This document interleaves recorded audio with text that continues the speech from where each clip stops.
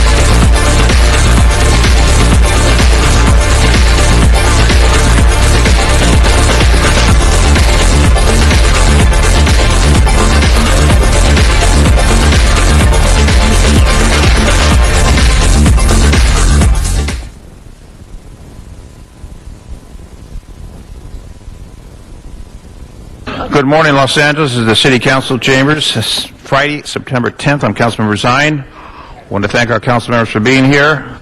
Councilmember Cardenas, Councilmember Hahn, Councilmember Parks, Councilmember Reyes, Councilmember Rosendahl, Councilor Wesson.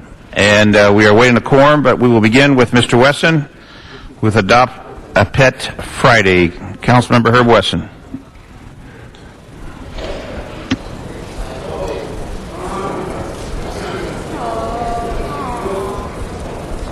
Councilmember Wesson is walking the dog.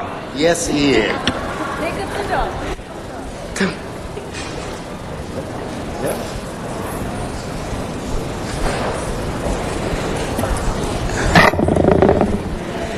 Are we ready to go, Mr. President? We are ready to go with Adopt a Pet with Councilmember Herb Wesson and his dog, Spot.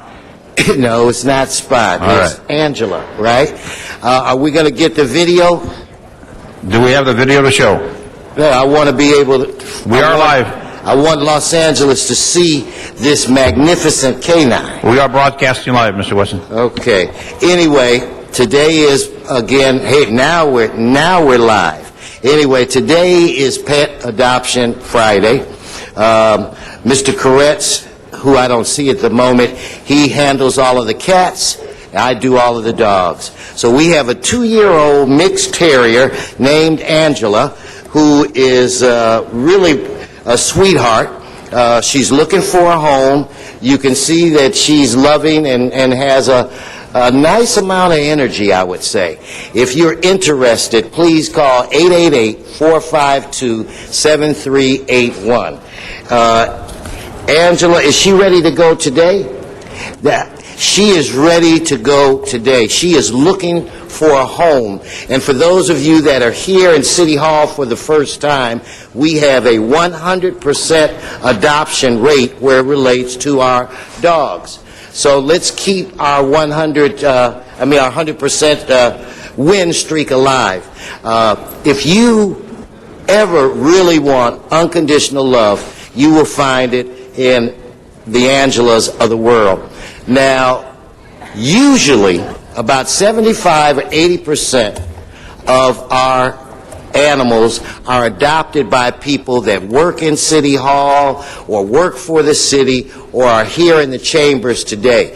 So what we're going to do, we're going to keep Angela in the back for a little while, and hopefully someone will come down, fall in love with her. I already have, but it's either her or my wife, because I have the maximum amount of dogs. But again, you want a friend that's going to love you during good times and bad. Unconditional love. I got a feeling that Angela will give it to you. And I also want this Mercedes, right? Come on. This is one of our great volunteers that helps at our shelters, and I think that Mercedes told me that if you give Angela a treat, she sits, right? So she's already trained. So anyway, she's looking for a home, and I hope that we can find her a good mommy and daddy today. So I want to just let everybody say, oh, now come back and buy her. She needs a home. Thank you. All right, thank you, Councilmember Wesson. Mr. Parks, you ready on that? Mr. Reyes, you want to go next? All right, we'll go with CD1. Mr. Reyes.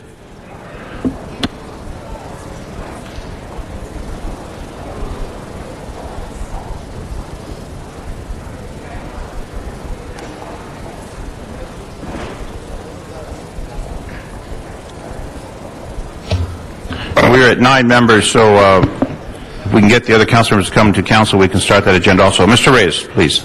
Okay. Well, thank you, Council President. Good morning, colleagues. Buenos dias. Each year, people from throughout the region come here to experience what has become one of the most long-standing celebratory traditions in the city of Los Angeles. It's known as El Grito. El Grito marks the movement towards Mexico's independence that began on September 16, 1810, in the village of Dolores in the state of Guanajuato, Mexico, when Father Miguel Hidalgo y Costilla gave El Grito, calling everyone to fight for liberty, initiating Mexico's successful war for independence against the Spanish colonial government. This year is particularly special because this year's celebration marks the bicentennial celebration of that movement. Now, our ties to Mexico are so important and special in that this was part of Mexico for many years. But today, with the vast region speaking Spanish, today when the Western Hemisphere's dominant language is Spanish, when we talk about our opportunities for the next century in economic development, in nurturing our communities, providing role models for our youth who are struggling to find an identity by understanding their past, by understanding their future, based on where the parents and grandparents come from, is a crucial experience that we need to amplify and celebrate. So it is an honor to be able to share with all Angelenos, all citizens, all cultures, to bring to bear the significance of this great moment. Every year we reenact El Grito, and every year we have our colleagues who are of Mexican descent, or who up to now are born in Mexico, and actually stand on the stage with our dignitaries and actually pull on that rope where that bell sounds out to all to join in the struggle for freedom and justice. And I am honored to have with me Consul General of Mexico, the Consul General, not only to celebrate El Grito, but to reaffirm our close ties to the country of Mexico.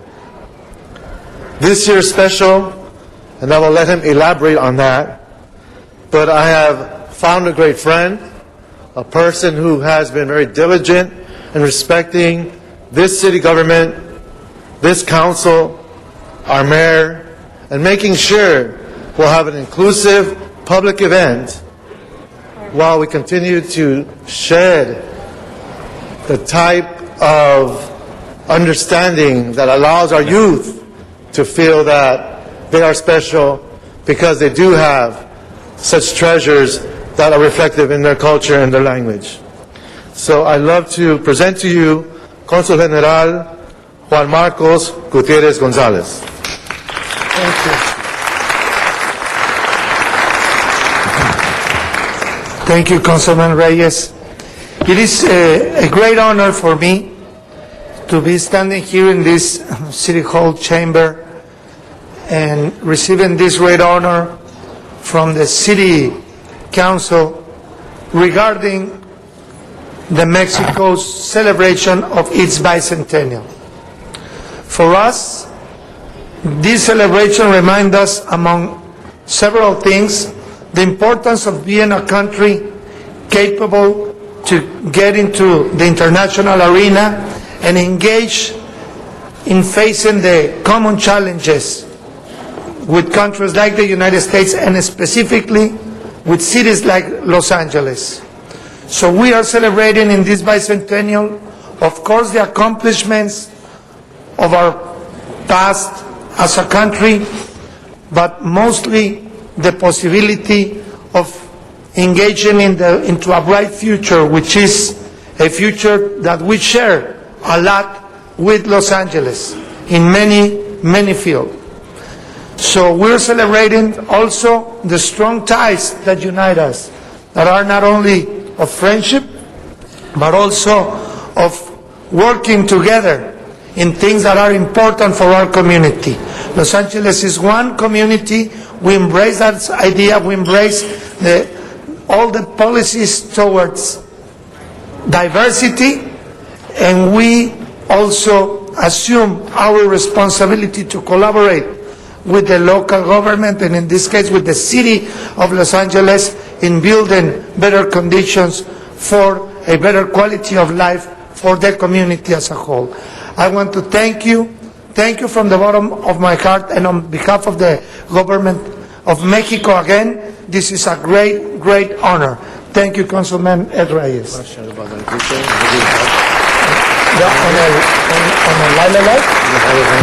Okay. I received permission just to give a small commercial. We are celebrating the traditional grito with the city of Los Angeles, with Mayor Villarraigosa, on the Wednesday, the 15th of September, which is the day of El Grito, and we're going to do it 15 minutes before it takes place in Mexico City, where in LA Live, right in front of the Staples Center. You all have received invitations to join us at the VIP reception, but also to join us together in pronouncing the Cry of Dolores that very day.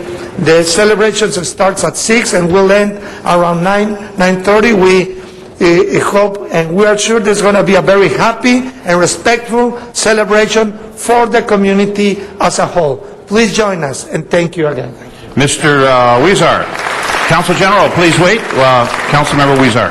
Thank you, and I wanted to welcome our Consul General to these chambers. He's no stranger to this chamber and to our community. You are always out there doing work on behalf of both Mexicans and Americans, so thank you for your work. And it gives me great joy to stand up in these chambers to celebrate with our Consul General, my colleagues, Councilmember Ed Reyes and others, the 200th anniversary of the independence of Mexico from Spain.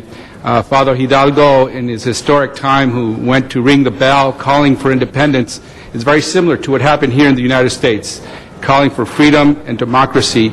And the United States and Mexico certainly share those values, and the future of both countries are the same. We do a lot to work together, and Los Angeles being the city that has the second most Mexicans as a city than any other city, only next to Mexico City. It's very significant for us to celebrate this independence here in the city.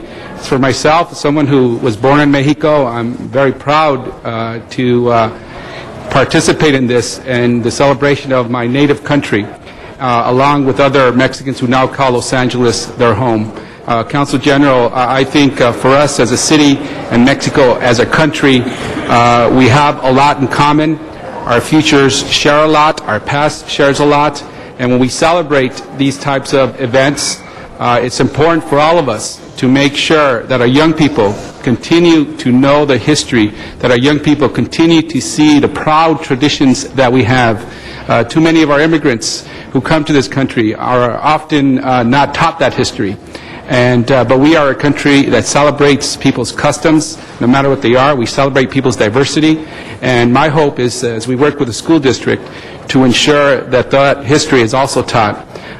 Because after all, many of us believe that Cinco de Mayo is perhaps the biggest celebration that Mexico has. It was a very important event in Mexico's history where Mexicans fought off the French in their attempts to colonize Mexico.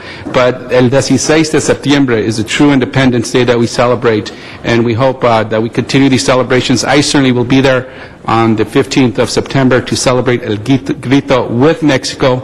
I know it's going to be televised in different parts of the city along with Mexico City, and I'm going to be standing there both as a proud Mexican and a proud American. Thank you very much. Mr. Rosendahl. Mr. Rosendahl. Thank you, Mr. President.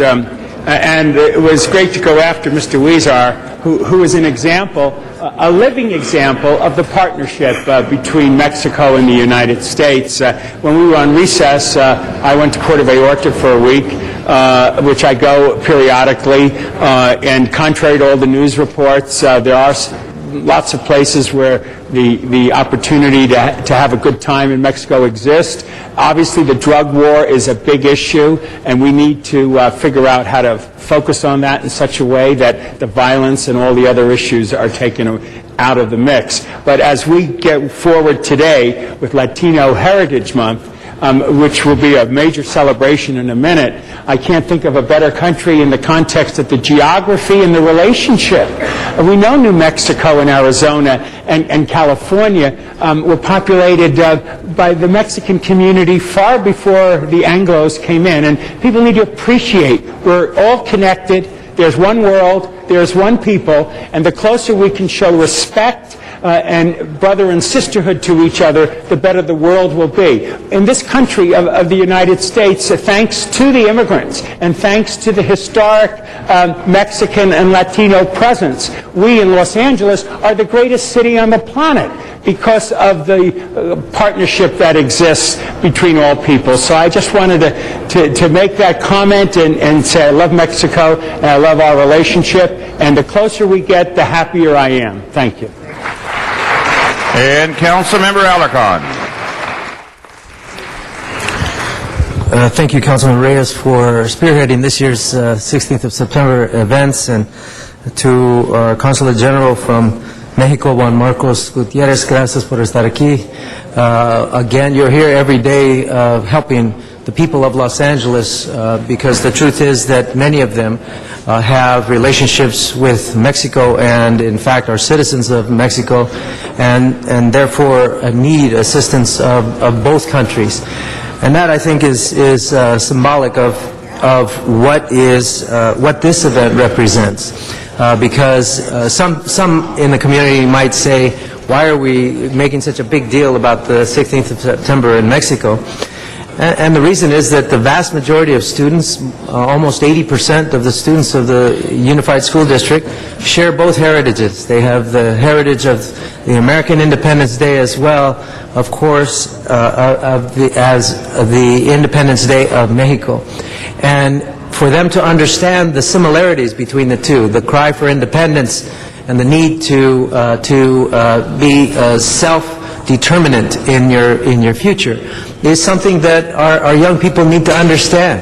And so I hope that the cultural events that people enjoy on the 16th do not belittle the historic value of the educational opportunity that we have to educate the next generation of Americans from Los Angeles, that they have two Independence Days to celebrate, two challenges to maintain, a challenge to be responsible citizens that is respectful of both histories. And I believe that by doing these events, we provide pride to where it is so much needed in the barrios throughout Los Angeles, where others would try to belittle folks.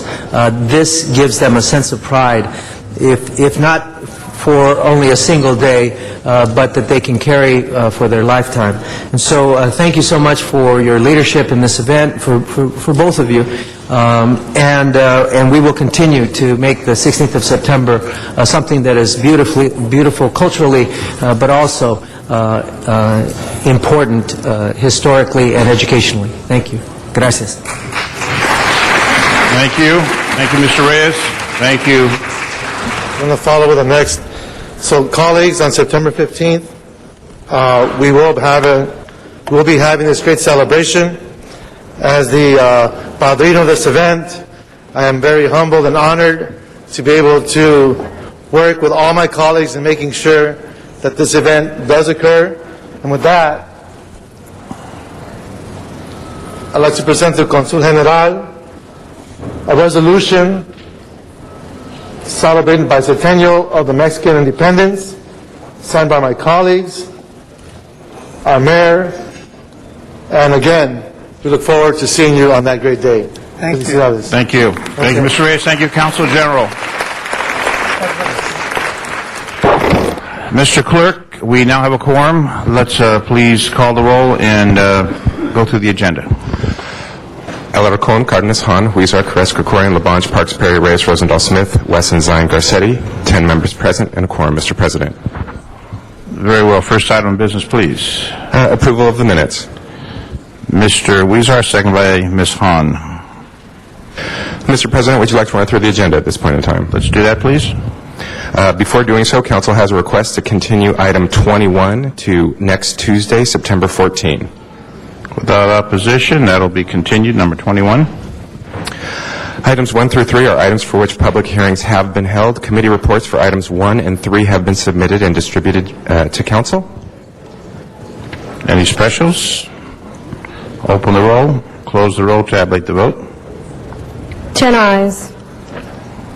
Next item, please. Items 4 through 22 are items for which public hearings have not been held. 10 votes are required for consideration. Items 4 through 18 are commission appointments. Items 4 through 17 are all appointments to the newly created Commission for Community and Family Services. Items 7 and 17 should be received and filed inasmuch as the nominees have withdrawn from consideration. And item 18 is a reappointment to the Cultural Affairs Commission. We do have cards, I understand, on item 11, 13. On those items, call a special. Yes, sir. 17 as well. And 17? 21 and, excuse me, just 21. Well, 21's continued. Yeah, we don't need to take up the card. So we don't need a card on speaker on 21. That will be continued. So are those items with the commissioners? Do we have a motion on the commissioners? Mr. Wesson? Mr. Wesson requests that those commissioners be approved. No one on the queue. On the commission appointments, open the roll. Cool. Close the roll, tabulate the vote. 10 ayes. Next items, please. Well, special is at 10:15. It's now 10:30. We can hold that, Mr. Clerk. If you want to hold... Let's hold the special. That would bring us to item number 11. Well, let's hold number 11 for the moment. Mr. Parks, you have a presentation? Mr. Parks, a presentation from Mr. Parks. We will hold number 11. Mr. Bernard Parks.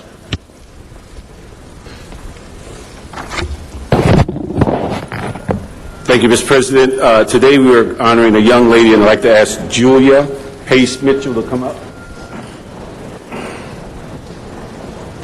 And her proud mom and her family to come up. Come on up here. Take your visitor's tags off.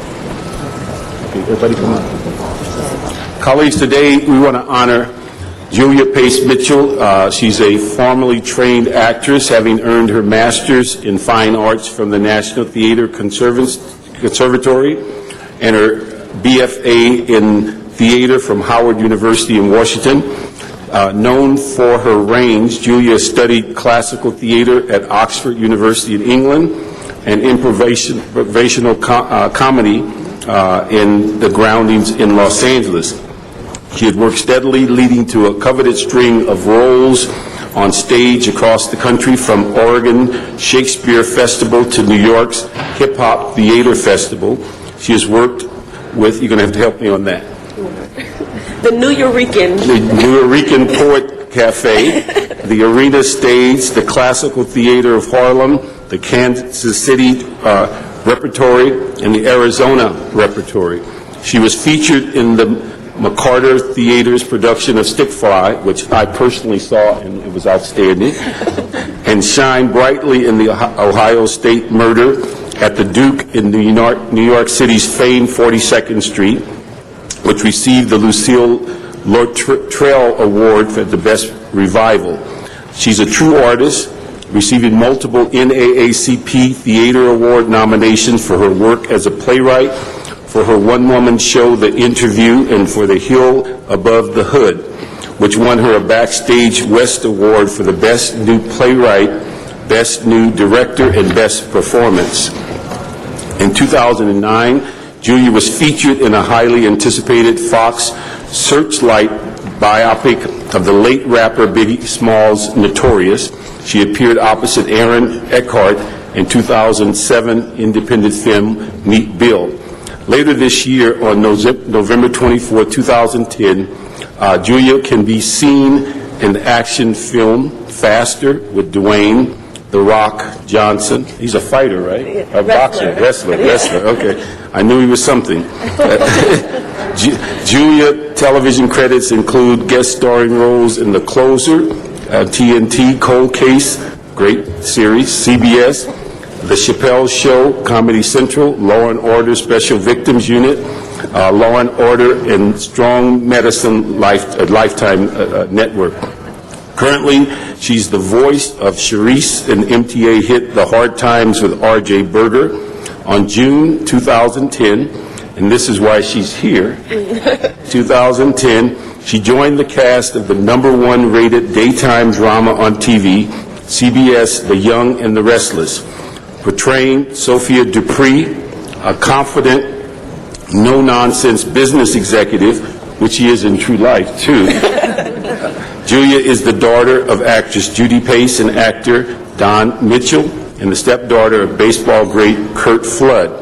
The Los Angeles native lives an exciting bi-coastal life because through her love of everything about New York, except the weather, she remains a California girl at heart. She's a 2-time consecutive national NAACP ACT-SO gold medalist. She's the first member of NAACP's ACT-SO program to go on to national prominence in the field of entertainment.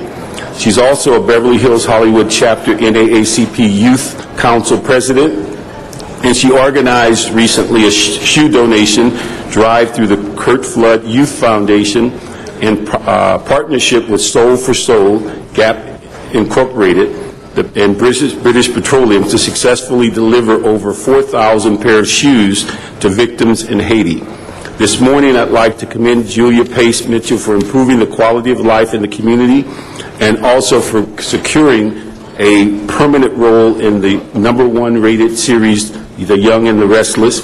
Her contributions have been truly remarkable, particularly at such a young age and particularly in such a tough business.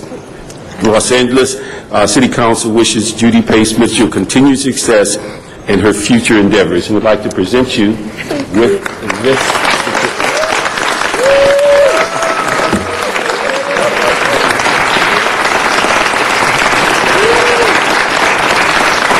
I'm going to take this back from you.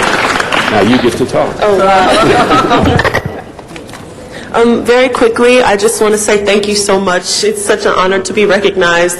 I mean, I grew up in Baldwin Hills, California, went to Hamilton High School, and I always wrote plays and pursued my dreams. And without the support of the village of Los Angeles and all these people behind me, my sister, my mom, my family, Willis Edwards from the NAACP, Ron, the president right now, Beverly Todd, and the community who always supported all my artistic endeavors, I wouldn't be here, and it's really nice to be recognized for trying to put out positive images of young people in our city when we see so many negative images. So I'm really grateful to Mr. Parks for allowing me to be here and sharing it with some of my support team right here. So thank you all so much. Thank you. Congratulations to you.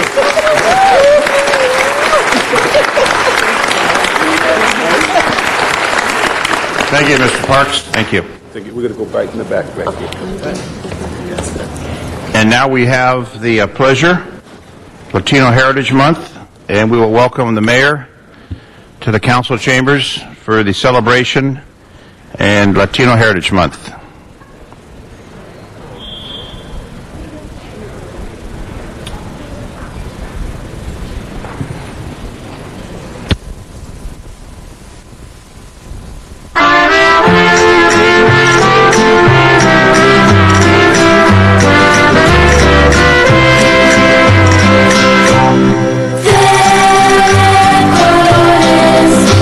Colores se visten los campos en la primavera.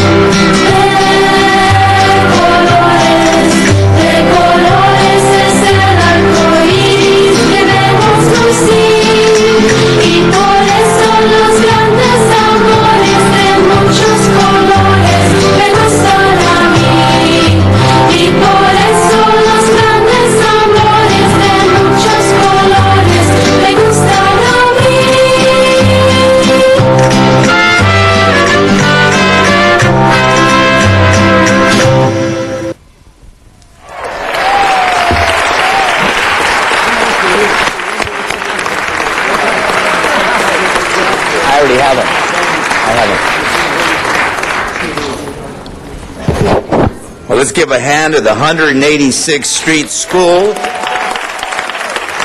for leading us into the chambers today and for their fantastic performance of De Colores, a song known to many of us who either toiled in the fields or who walked on the picket lines in support of the farm workers, their right to dignity and respect. Thank you so much, young students from 186th Street School. Give them a big hand again.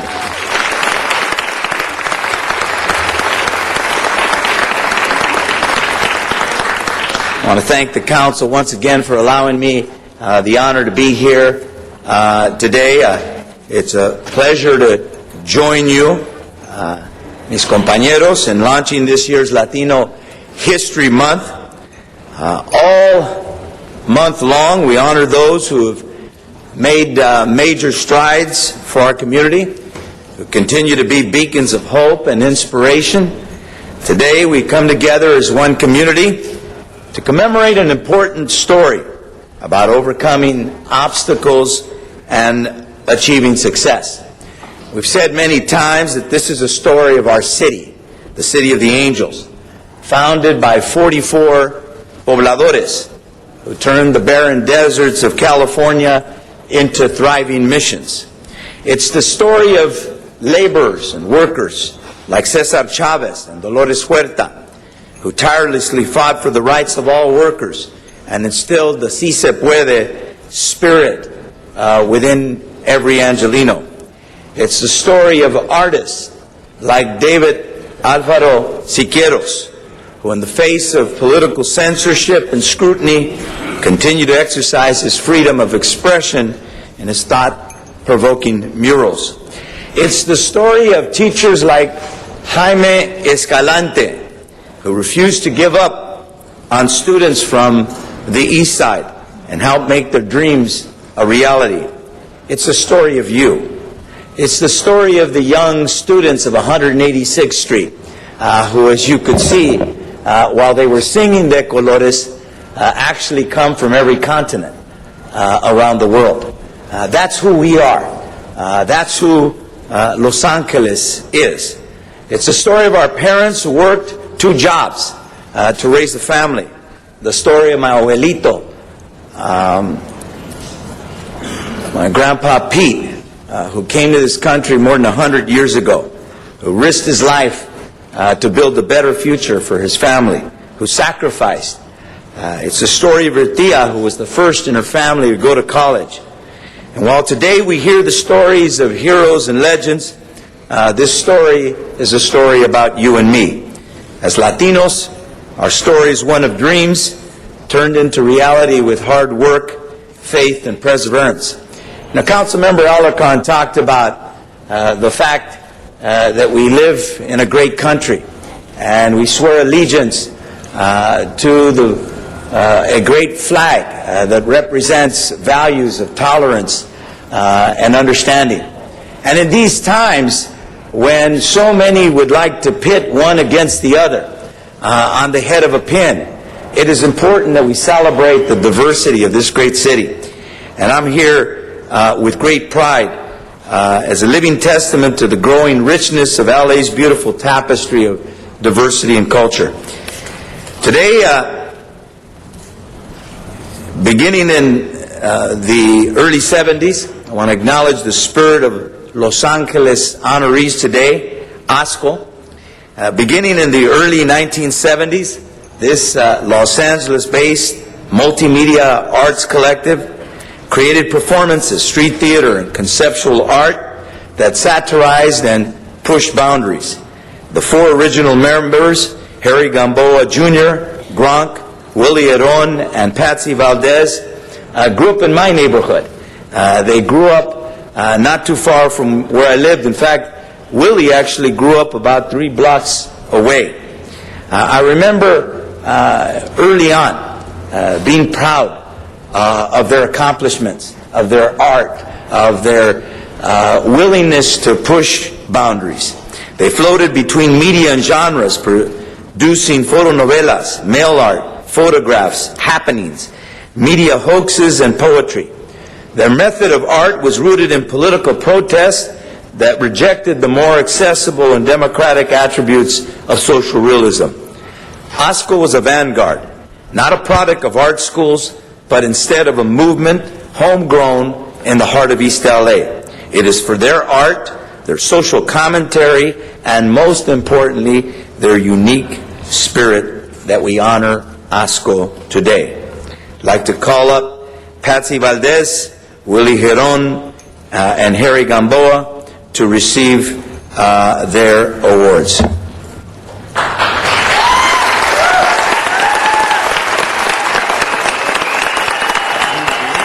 Patsy, you, Willie.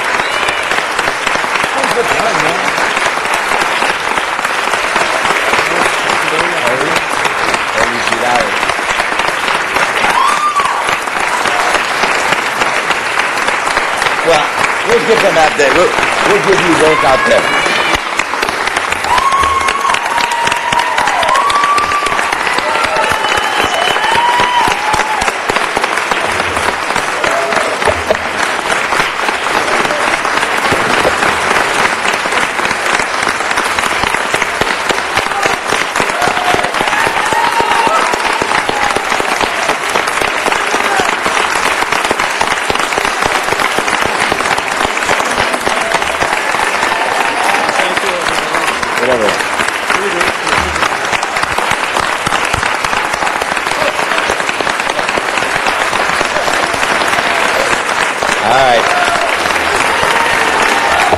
I love you.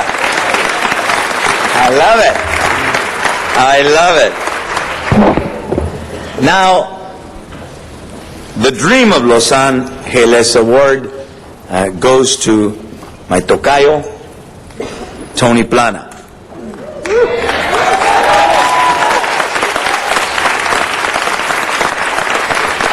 Now, Tony is best known for his role as the Ignacio Suarez, the widowed father on TV's Ugly Betty.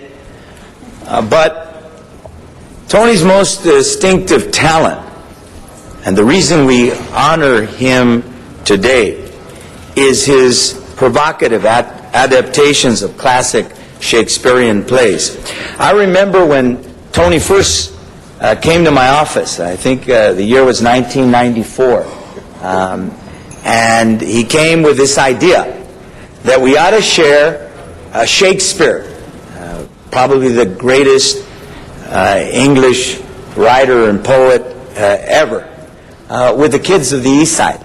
But we ought to adapt them and tell that story in a way that these kids can relate to and connect with. And I remember him going from one person to another, trying to sell the idea that art is important. It's important to have art and develop the talent, the artistic talent of our young people. He wanted to give access to these young people, to the theater. He has directed productions against the backdrop of relevant historical events that help to spark an exploration of personal and interpersonal psychology and race and cultural relations, social political issues, and world history. And as co-founder and executive director of the East LA Classic Theater for the past 10 years, he's been dedicated to serving the Latino community through educational outreach in schools, through bilingual productions of traditional and contemporary classics, through the East LA Classic Theater. He has developed a unique and innovative literacy program called Beyond Borders, and we need advocates to talk about Beyond the Borders. Literacy through performing arts. He starred in more than 70 feature films, JFK, An Officer and a Gentleman, Born in East LA, Havana, Primal Fear, and many others.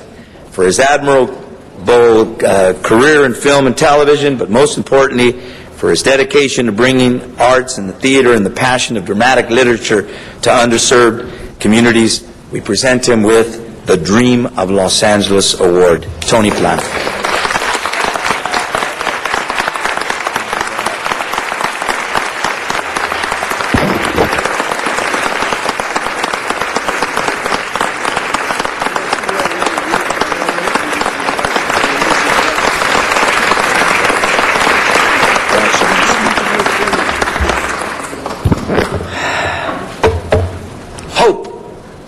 Esperanza.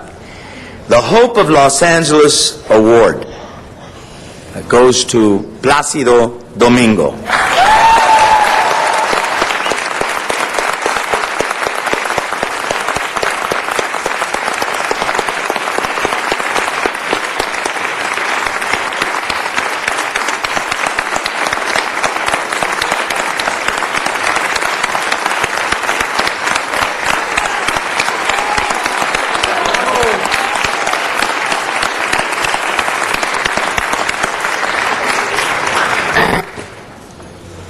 Plácido Domingo is a world-renowned, multifaceted artist.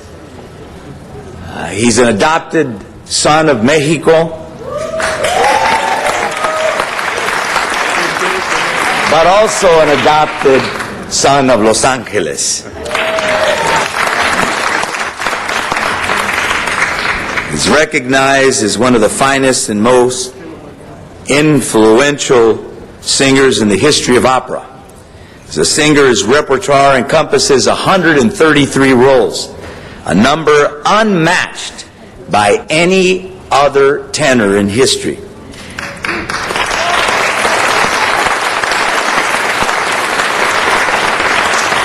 He has performed in over 3,500 performances. His work in the recording studio, and I've actually had an opportunity to visit him in his studio as he recorded, has earned him 12 Grammy Awards, 3 of which are Latin Grammys. He's made more than 50 music videos. He's a conductor and a major force in his role as general director of the LA Opera and the Washington National Opera. He's conducted more than 450 opera performances and symphonic concerts with the LA Opera, the Metropolitan Opera, the Covent Garden, Chicago Symphony, the London Symphony, Montreal Symphony, and the Berlin Philharmonic, among many others. This month, he will play the leading role as Chilean poet Pablo Neruda in Il Postino, premiering at the LA Opera. For his indomitable spirit, his voluminous body of work, his incredible gift and artistry of music, we honor Plácido Domingo with the Hope of Los Angeles Award.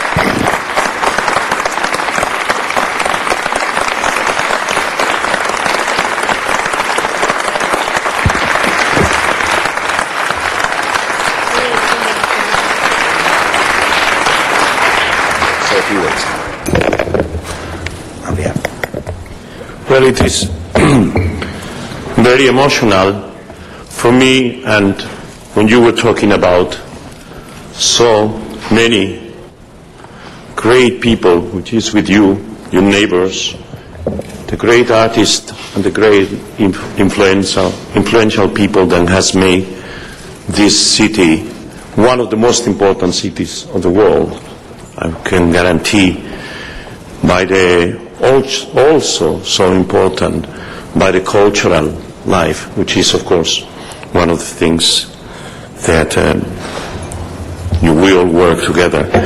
I have to say that I just went back, and 44 years ago, when the music center, the Dorothy Chandler Pavilion, was only a baby, that was my first visit to Los Angeles. And since then, I have involved for 44 years in the life of Los Angeles, the opera and many other events, but in this season, which we are going to be opening now on the 23rd of September, as you said, with a world premiere, which is El Postino, or as we say, El Cartero de Neruda. And by the way, Daniel Catan, the Mexican composer that has wrote this wonderful opera, is here with us, so I think you don't have to lose.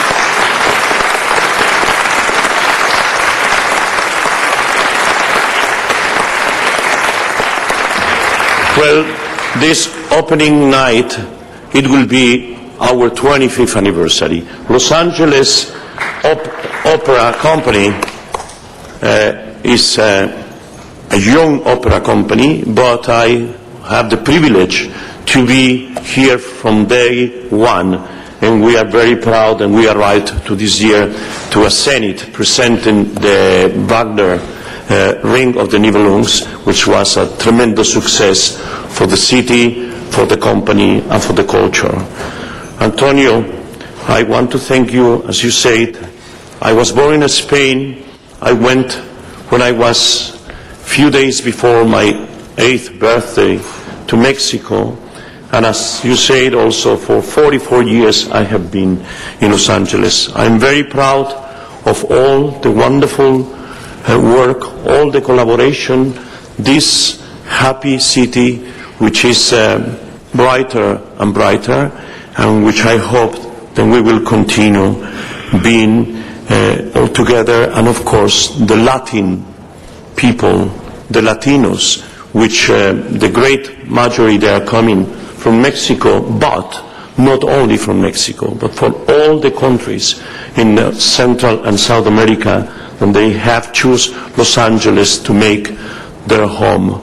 So I think the strength of the Latino with the people of the United States, it makes Los Angeles quite a unique city of culture, art, love, food, passion, and colors. Thank you very much.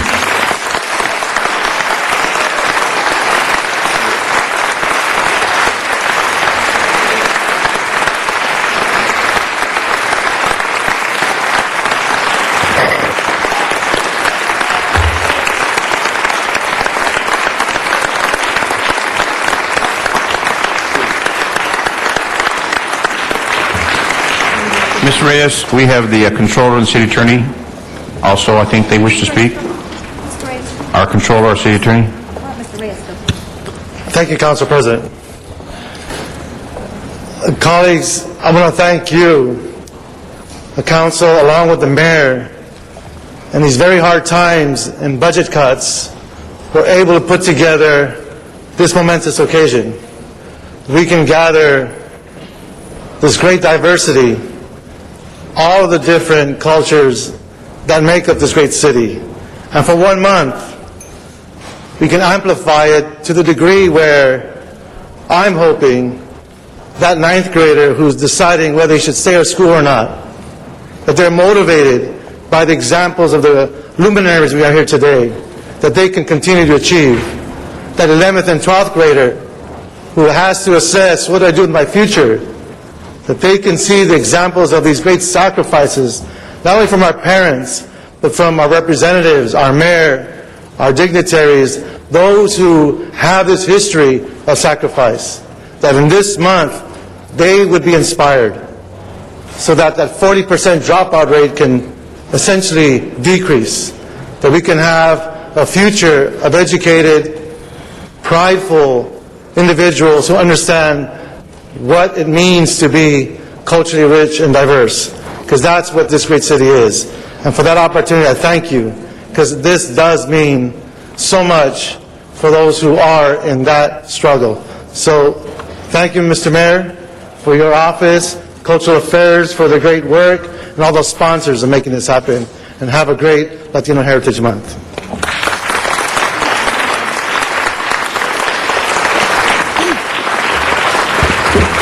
Thank you, Mayor, for your leadership and making, I think, Latino Heritage Month during your tenure one of the incredible aspects of Los Angeles and expanding it. And so it's with great pride that I stand here with all of you to celebrate Latino Heritage Month. By honoring Placido Domingo, Tony Plana, and ASCO, we get a snapshot of the diversity of our great city. Through Placido Domingo's songs, and I'm looking forward to coming to Il Postino For those of you, Janice, you remember at my wedding, my husband played from Il Postino on the violin, so we will go there to reminisce. And to Tony Plana, who his incredible leadership, I met him when I was at DreamWorks on Shakespeare and making sure that everyone in Los Angeles had access to Shakespeare, and ASCO for their wonderful part of Los Angeles and artistic development. Regardless of race or background, all Angelinos have been influenced by the great depth and breadth of our Latino history and culture. But today we're not only celebrating our past, but more importantly, our future. As the great Pablo Picasso said, every child is an artist. The problem is how to remain an artist once we grow up.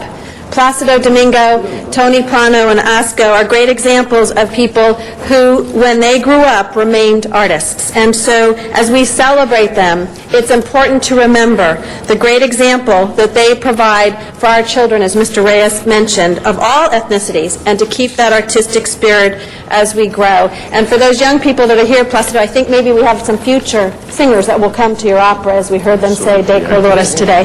Thank you very much. Wonderful Latino Heritage Month, and thank you, Mayor, for your leadership today. Thank you.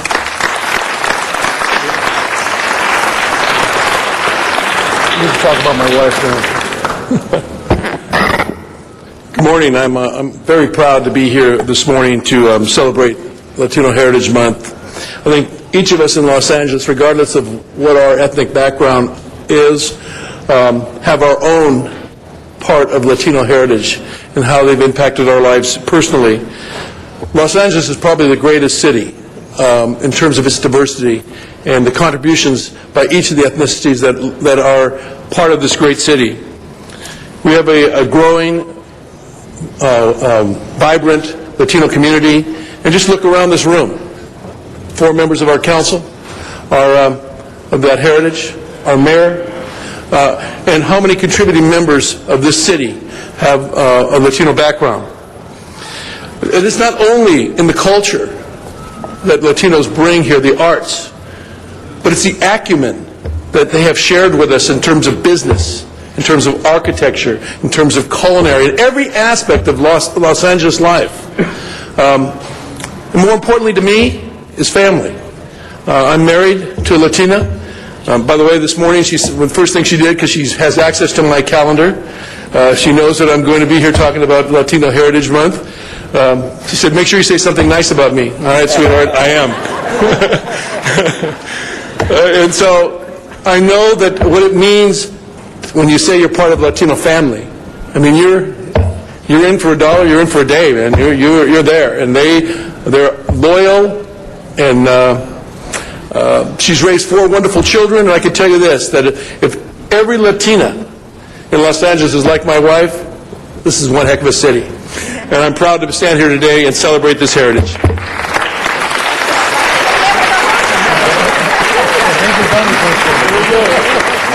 Mr. Mayor, colleagues on the council, Mr. Cardenas, follow Mr. Huizar. Mr. Cardenas.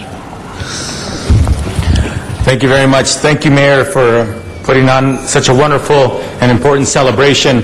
But also, I'd like to take the opportunity to remind all Angelinos that today is an additional celebration of the many, many celebrations that we celebrate in these chambers and throughout the city of all of the various cultures. And we're very fortunate to have a city where it's the #1 destination and place where people live outside of their country of origin, whether it be Iran or Mexico or various parts of the world. And Los Angeles is a very beautiful, colorful place and a welcoming place to many and all of those people. But one of the things that transcends language is the arts. So I'd also like to thank the department for all of their wonderful work of making sure that we are inclusive and that not only are we representing ourselves in Los Angeles, but we actually are participating in events throughout the country and throughout the world. So thank you so much for doing that as well. Also, this is a very special event for me because both of my parents are from Mexico. Both of my parents are from another country, and I'm very, very proud to be an American, but at the same time, I'm very proud to say that I live in the greatest city in the country when it comes to the diversity, when it comes to our willingness to recognize, embrace, and celebrate all the various cultures. And today's event is just a wonderful opportunity for us to remind our children, do not lose your tolerance. Do not look at people as being different, because our young people are so embracive and they're so open and so loving and caring, and unfortunately, some people, by the time they become adults, they lose much of that. But I think today is an opportunity for us adults to show that we are caring, we are loving, we are inclusive, and that we are a community that's very diverse, and that's something to be celebrated and beautiful, not something to be looked at and talked about badly. So thank you so much, Mayor, for bringing this event about. Mr. Huizar.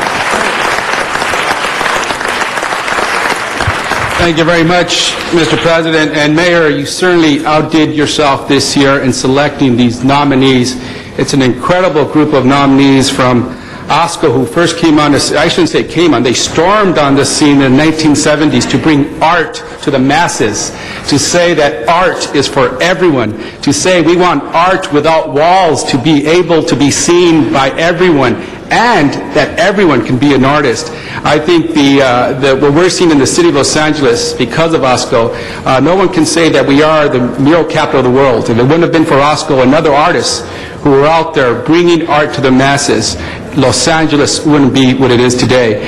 And Tony Plana, someone who I met on the school board, who came to me and says, hey, I've got this little stage in a small little elementary school in Boyle Heights, and these chavalitos and these chavalitas, they can do Shakespeare, but you know what? We need to improve that auditorium. I was very happy to work with you to do that. And you know what?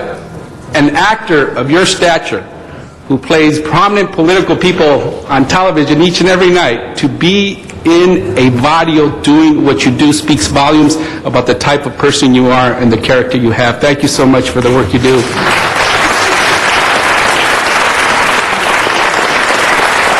And what can we say? What can we say about Placido Domingo? Placido, and my staff said that you are 1 in a billion, and I said there's only one, not even a billion. There's only one, and you have struck many of us in many different ways. You have opened up doors and interests by many other Latinos and everyone alike to look at the opera, because you do it so beautifully. I was touched when I heard that you're going to be down in my native state of Zacatecas in Mexico to open up our convention center, an environmentally friendly first building of its kind in all of Mexico, and you were there to celebrate that, to support the environment, and to lend your beautiful voice to all my native Zacatecanos. I am just honored to be in the same room with you. God bless you. Thank you for sharing your talents with all of us. And to our city attorney, I say, I'll vouch to that. I also married a Latina. They are wonderful, wonderful people. Thank you. Councilmember Rosendahl. I just want to say hats off to the connection of all of us on this great planet. We're one people on the earth, and the combination of all of Latinos from all over Central and South America has enriched this great city, has enriched this region, and together we can make the world a better place. We certainly can make the relationships between South and Central America and the United States of America. We all are America, both North and South. And to show that connection and brotherhood and sisterhood is where we're at. Thank you, Mayor, and everybody else. Mr. Alarcon. Let me just commend the mayor once again for putting together such a tremendous group of talent that represents Los Angeles. And having come up during the 70s and the movement and being here to be able to honor the people from OSCO, I kind of have to chuckle, because back then the last thing you thought you would accomplish was to be honored by the city of Los Angeles.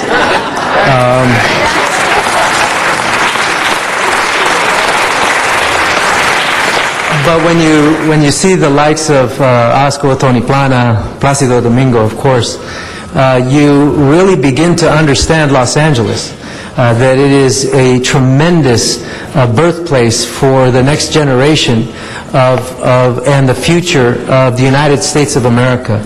And I believe that with the talent that is emerging, not just in the cultural arts, but across the board, that Los Angeles will again regain its position as the major mover in the United States economically, educationally, and culturally.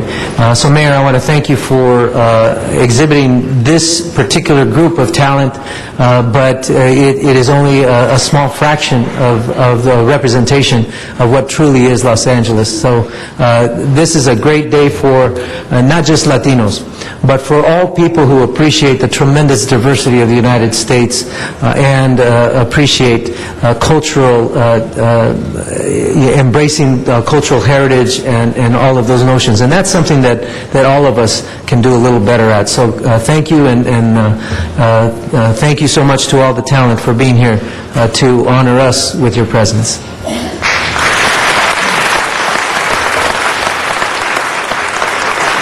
And with that, before we depart, I'd also like to thank Olga Garay, our Executive Director of the Department of Cultural Affairs, for her incredible work. As was mentioned, and so that everybody here understands, we acknowledge on 4 occasions Native American History Month, Asian American and Pacific Islander History Month, African American History Month, and in between, the many, many cultures that make LA.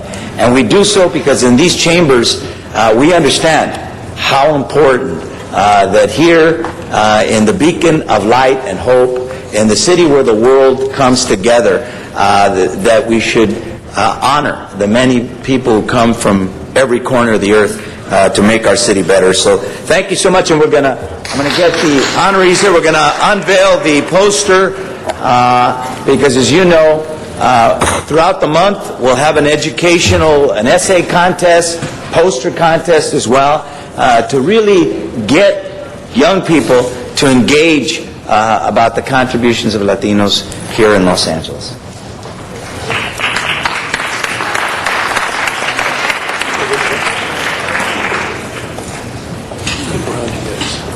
Now we can take pictures.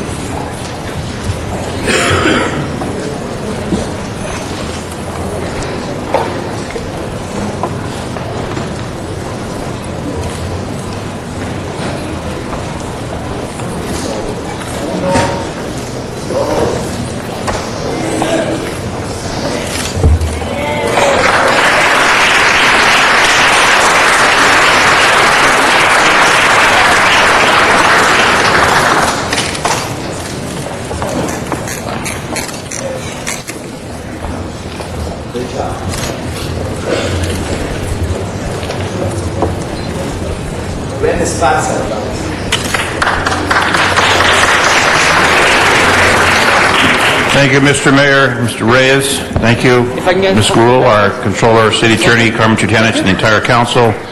Thank you, our Consul General from Mexico. Thank you for the celebration of Latino Heritage Month.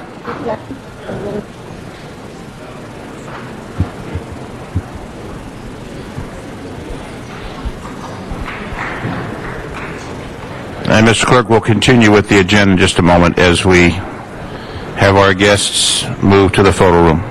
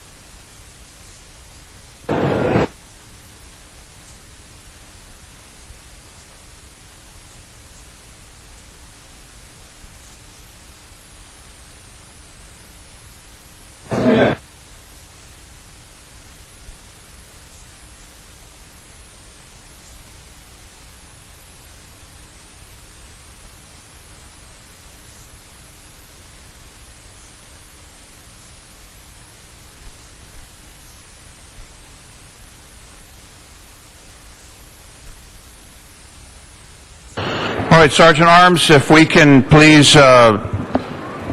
continue with our agenda, and our guests, if they could please quietly leave the chamber so we can continue with the agenda. Mr. Clerk, we've got some commissioners that are standing by. Yes, sir, Mr. President. Items 11, 13, and 17 are all commissioners from the newly created Commission for Community and Family Services. Would you like to take them together? Let's do that together, please. Have those commissioners come forward. Sergeant at Arms, we need to quiet down the chambers, please.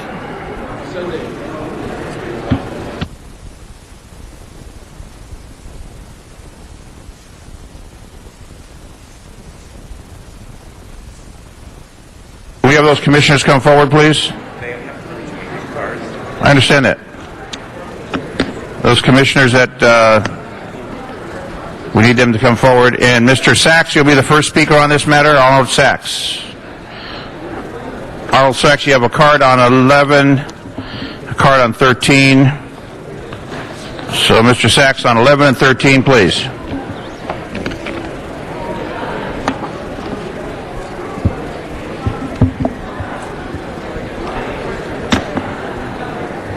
Sergeant at Arms, we need to quiet down the chambers, please. We've got folks in the back. If you'll please have them take their conversations outside.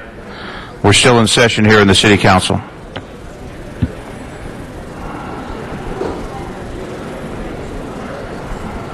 All right, Mr. Sachs, the microphone's available.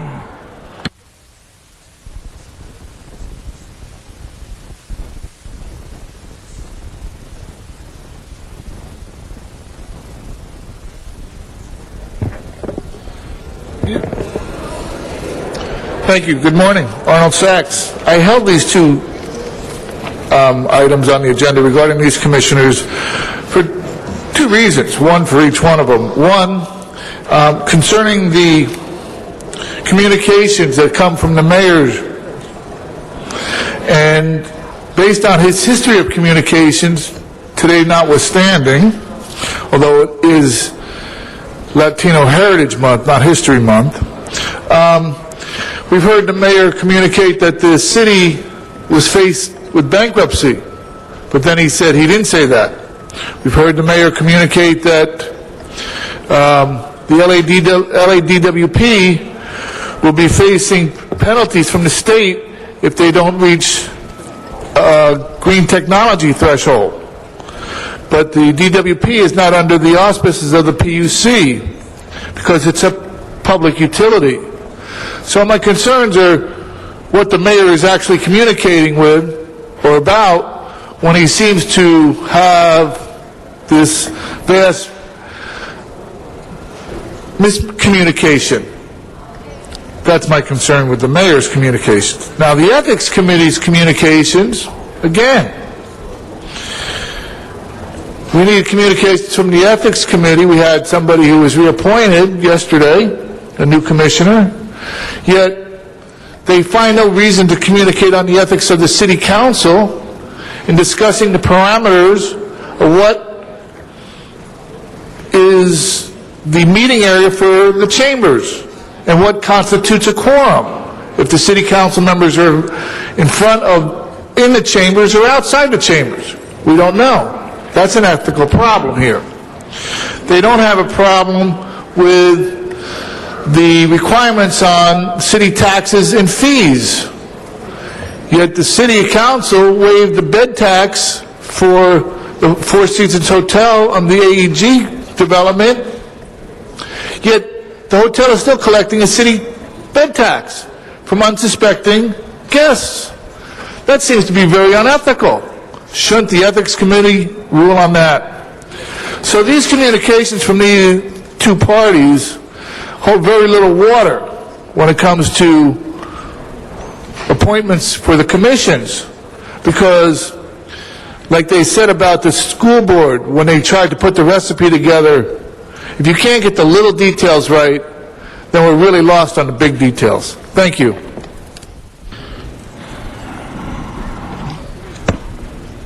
And the other public speaker we have, Candido Morez, on number 17. Now that individual is that's going to be receiving file. They've withdrawn.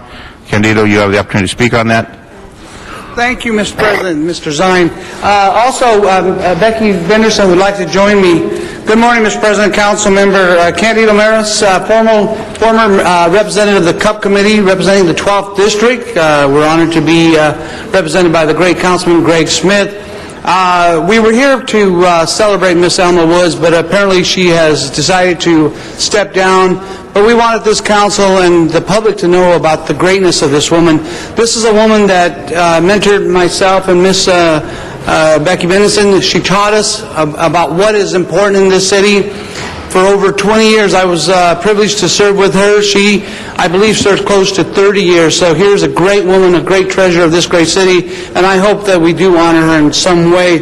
But her rules and her belief was that we were one city without boundaries, that from Chatsworth to San Pedro, from the east side to the west side, that we had to do everything that was necessary to save our children, that children from all areas were in danger of being lost to gangs and drugs. And so, Ms. Woods, I hope you're listening. We thank you for all that you've done for the city, and not only for the children of this great city, but also for the people that were in dire straits, who were having hard times with their businesses. For a woman that cared a lot about children, she also knew a lot about business. So again, Mr. President, council members, we want to honor Ms. Woods, and we hope that somehow, in some way, that this city does honor a great treasure of the city. Thank you. Thank you. And Becky, you have I just want to say I totally agree with Candido. This woman is a very special person who cared about everyone. I worked with her for 6 years, and she's my heroine. Thank you. Very well. Thank you. I'm sure she would appreciate those wonderful comments. So on the matter that we have before us, on the two commissioners, are they here? Please come forward. Into that center table.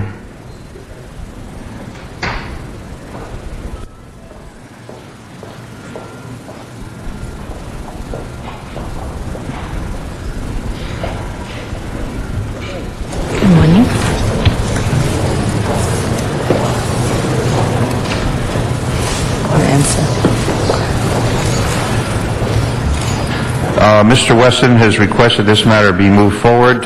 If you have any comments to make, either commissioners? The reason we called you forward is because there were cards from the public. Because of that, we had to hold you over for the public to speak. Other than that, I don't see any colleagues that have any questions. If you have any comments? No, I just want to say thank you to this great city. As a first-generation immigrant myself, landed here in A17 with poquito English. Pero esa ciudad me da un buen bienvenidos and tanto, so I'm what I am today. So I am committed to fulfill the goals of the commission. Thank you, sir. Just wanted to say I look forward. We're facing challenges as the city of Los Angeles, but we're going to do what's right for kids. And you're going to see in the press in the next couple days how well our students have done on the state testing, but we have a lot more to do to get to 100% graduation, and we're going to do it. Appreciate that. Mr. Weezer has a comment. Mr. Weezer. I just want to thank both of you for your service. You do wonderful work in your respective areas in the field of education. And Yvonne, you were one of the trailblazers when it came to showing what good charter schools can do. And so thank you for your work, and thank you for your service on this, because we are making the connections and we're connecting the dots where we have to improve the opportunities for our young people. And Dr. Vladovic, I know what it's like to be there facing some tough decisions, but having people like you there, I feel a lot more comfortable. Like, despite the tremendous pressures you're on, people like you are making the best decision possible for our kids. And thank you for your service here, because I know how demanding that job could be. But you're connecting the dots to see how we could collaborate, bring our limited resources together to best serve our students and our young people. So thank you for the work you do. Thank you. All right, we are now ready to vote on the first one, number 11. Richard Valovich, on that matter, number 11, open the roll, close the roll, tabulate the vote. 10 ayes. Very well. And Dr. Chan, open the roll, close the roll, tabulate the vote. 10 ayes. Very well. Thank you. Both are confirmed. Congratulations, and thank you both. Thank you. And 17 is going to be a receive and file. Open the roll, close the roll, tabulate the vote. 10 ayes. That's to receive and file number 17. Let's do the public comment. We're going to public comment now.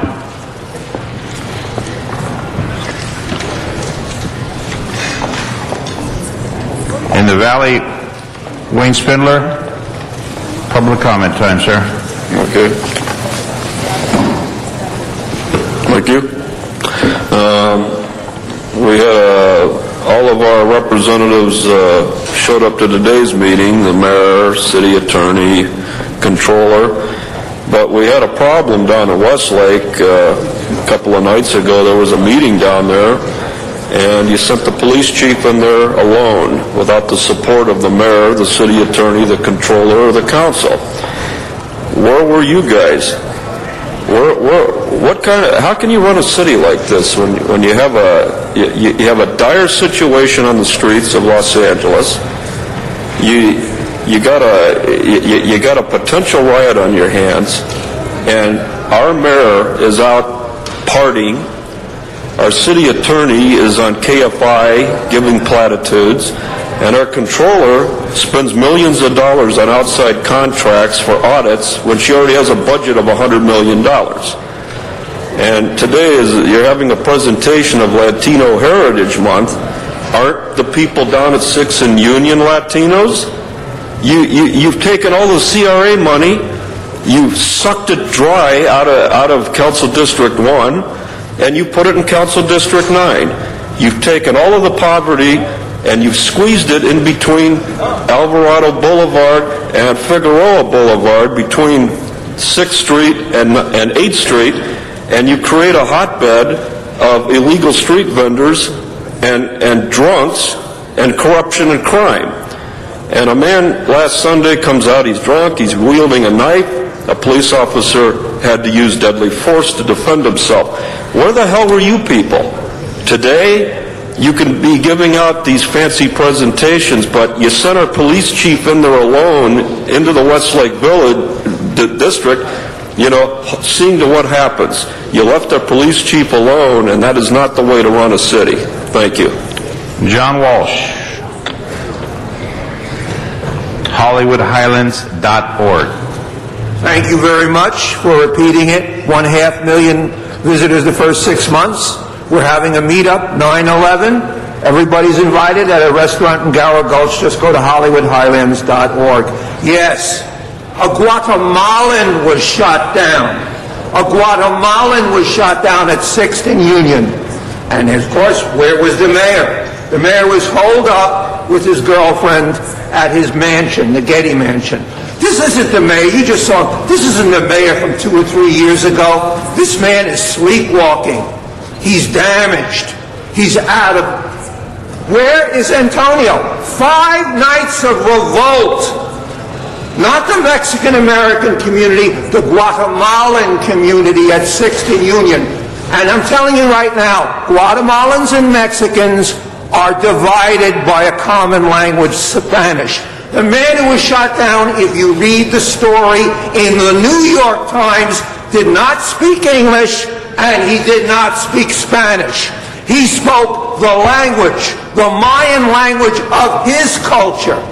I'm telling you right now, we're asking Attorney General Holder a Justice Department investigation of the denial of the civil rights of the man who was shot dead. And this will not end. This will continue.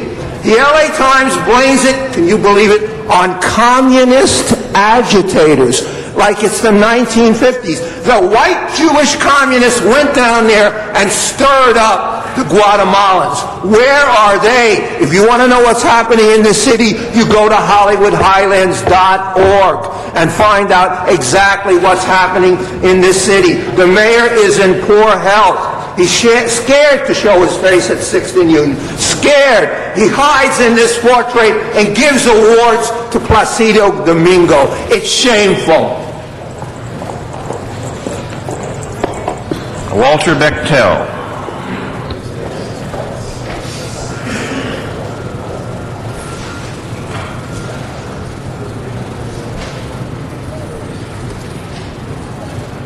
Good morning. I wanted to say something about the people trying to get everybody to go out and spend a lot of money on clothes this weekend. It's really strange to note that all the people that want us to spend the money are people that have lots of money. But they seem to forget that if the city of L.A. is bypassing through clever means the rent stabilization ordinance and people's rents are being doubled and tripled, there isn't going to be any money. And the city of LA seems to think that those people that just sit there in the malls, the grandmas and these old people, and they're just sitting there, are worthless bums doing nothing. I think you need to understand those people are grandmas and aunts and uncles and people, and if it wasn't for them to be being able to sit there, their sons and daughters and their other family members would not even go to the mall and spend any money at all. If you don't treat these people decently, it's not getting away with raising rent and doubling it and tripling it.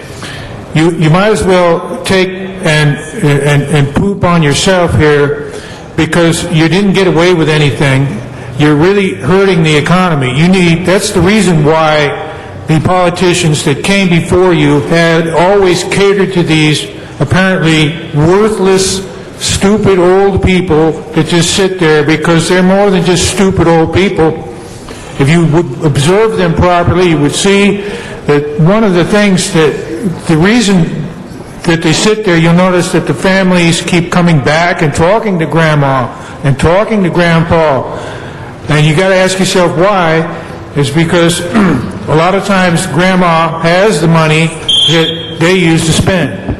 Thank you, Mr. Bechtel. Michael, carry on. Oh, I'm sorry, Mr. Cardenas.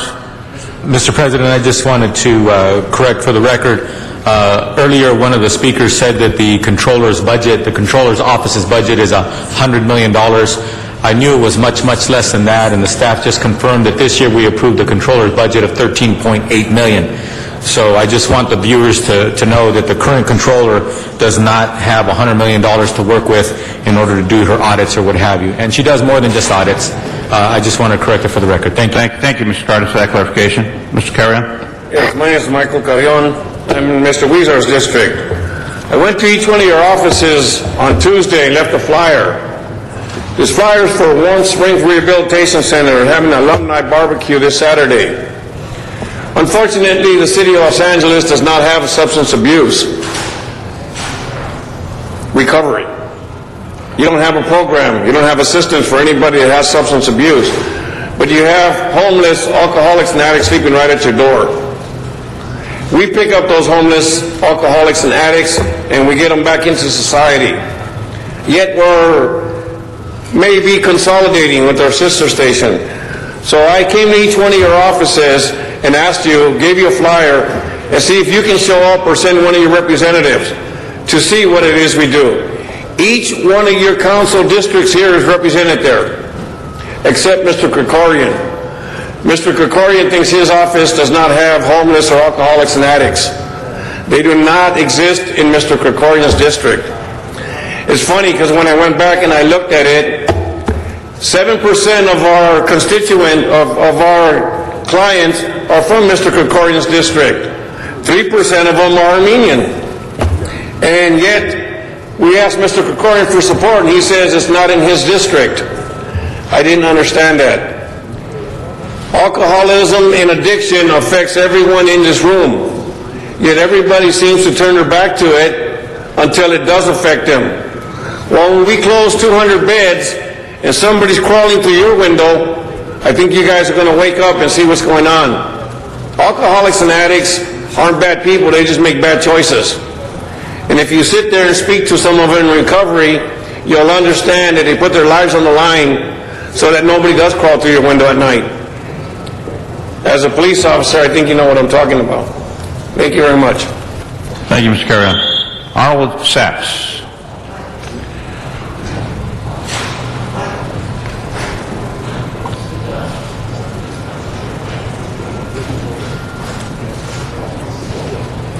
Thank you, and good morning. It's been quite a learning experience the last couple of meetings at City Council. Wednesday, you authorized the construction of a shopping center in South Central LA with the added bonus that the workers would receive a living wage ordinance. Ms. Hahn trumpeted the fact that the airport workers are getting a living wage ordinance, but it's 2 living wages. The airport workers get a higher rate than the rest of the city. She also trumpeted the fact that those workers would now be able to afford health insurance. Councilman Rosendahl mentioned the fact that he has Blue Shield, Blue Cross health insurance. So here's a living lesson opportunity for the council. Convert to the living wage. Get the $2,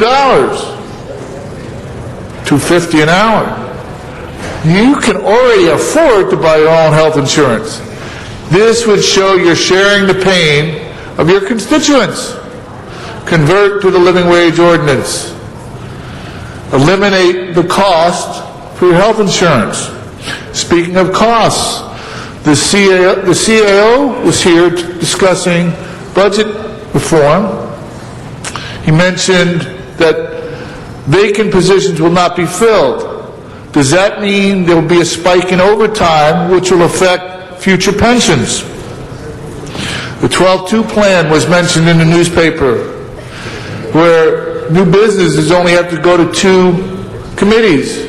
One was the Building and Safety, which issues all permits. Yet when AEG came for their advertising, there was no mention of the building permits. And finally, tomorrow, some knuckleheads in Florida are going to burn, supposedly, a book. I have yet to hear a resolution. Thank you, Mr. Sachs. Next speaker, Martin Hayline. Action. Martin Hayline. Congratulations. Not here. Candido Morez. Candido Morez, yes. You put a card in the public speaker. Yes, I did, Mr. Okay. Mr. President. Thank you again for the opportunity. First of all, I want to thank the council because there is finally, we're starting to see transparency and accountability at DWP. Just recently, we read in the paper where it's only 11 cents savings for the ratepayers, but 11 cents is 11 cents. It's a beginning. So I want to thank each and every one of you for your hard work in that area. I just hope that we continue to press the Department of Water and Power to stop the waste, fraud, and abuse, especially the abuse of hardworking DWP workers who are just trying to do their job and expose the fraud, waste, and abuse. So, again, I hope that you continue to support them. I do have an issue with the Board of Commissioners. Recently, at their last meeting, they decided not to continue the Contracts Committee. Mr. President, council members, how do you spend over $1 billion in procurement and not have a contract committee? What happens, staff goes before the commission and they present their contracts, and then there's a little discussion there, and then it moves forward. We've seen in the past, and we brought it to you back as far as back as 2004, and individuals, staff were caught lying. How do you allow contracts? There was a contract for over $36 million for 3 years. Is there going to be any questions about those contracts? Are we going to finally have true accountability at the Department of Water and Power? You've come so far and we've achieved so much. Are we going to stop here, or are we going to really hold their feet to the fire and make sure that we save the ratepayers what they truly deserve? Mr. President, Councilman, again, thank you for working on this issue with DWP. Thank you, Becky Bendixson. I've been called Bendy before. Thank you. I just wanted to briefly make an announcement that Candido is organizing a group of concerned citizens, United participants. The emphasis will be on block grant dollars are spent on appropriate projects, and we have experience with that, and there'll be others, I'm sure, that'll join us. So you know where to find Candido. He's here every day at City Hall. We're going to work together. Thank you. He's also in the community cleaning up graffiti, trash, and other eyesores. So we thank you, Candido. Thank you, Becky. Well, that completes our public comment period. Mr. Clerk, next item, please. Mr. President, would you like to recess the regular meeting and go into the special? Yes. Very good. Alarcon, Cardenas, Hahn, Huizar, Koretz, Krikorian, Labange, Parks, Perry, Reyes, Rosendahl, Smith, Wesson, Zine, Garcetti, 10 members present and a quorum, Mr. President. First item, please. That would be item number 23, called special for cards. Number 23, Arnold Sachs.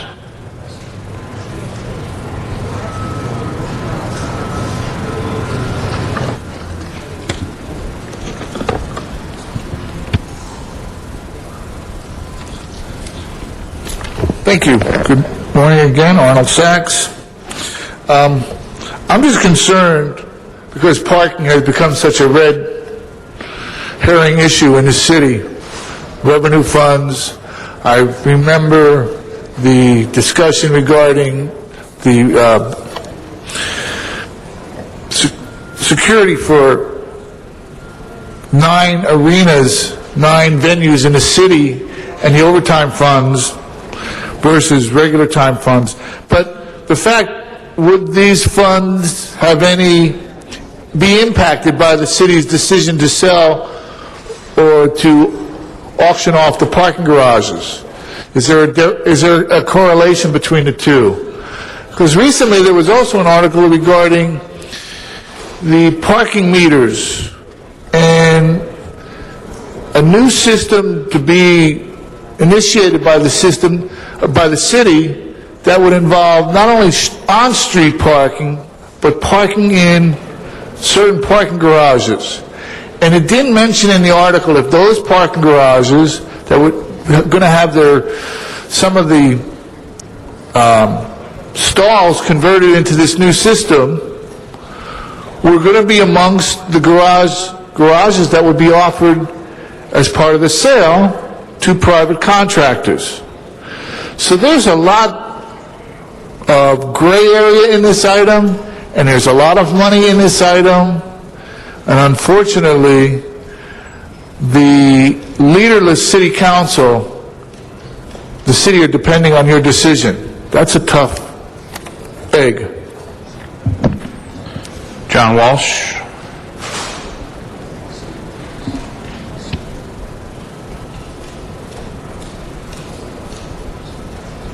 John Walsh, blogging at HollywoodHighlands.org, emailing at HollywoodDemsDems@gmail.com.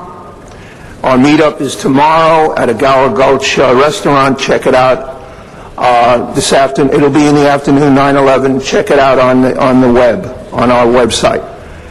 Incidentally, you had 2 weeks vacation, only 10 of you at this meeting. 5 of you already are taking another vacation. Now, the issue of parking lots. I want people to understand the reason they are raising for every parking lot in the city, raising the rates, is because of 2 parking lots that are in debt. The other parking lots are making money. They're revenue positive. And those 2 are the Hollywood Highlands, no relation, the Hollywood Highlands parking lot, and at the mall, and also the Cinerama Dome parking lot. What they were gifts of parking lots, which the taxpayers have to pay off the bonds to the 2 developers. The developer, of course, went bankrupt and had to sell it at Hollywood Highlands, and of course the owners of the Cinerama Dome enjoy. We shouldn't be paying it. Hollywood Highlands should be paying the difference. There should be no raising of the rates for downtown or for any other part of the city. This is welfare for developers. Thank you very much, and I will see all of you tonight for the 6th night of demonstrations at 6th and Union. Los Guatemaltecas, viva las Guatemaltecas! Wayne Spindler in the San Fernando Valley. Yes, looking at this item, after a 2-week vacation, the no fiscal impact statements have been submitted by the city attorney, the city administrative officer, the chief legislative analyst. A community impact statement has not been submitted. the Budget and Finance and the Transportation Committees both waive consideration of the matter. What does this mean? It means this city has completely succumbed to corruption. This city is on automatic pilot right now.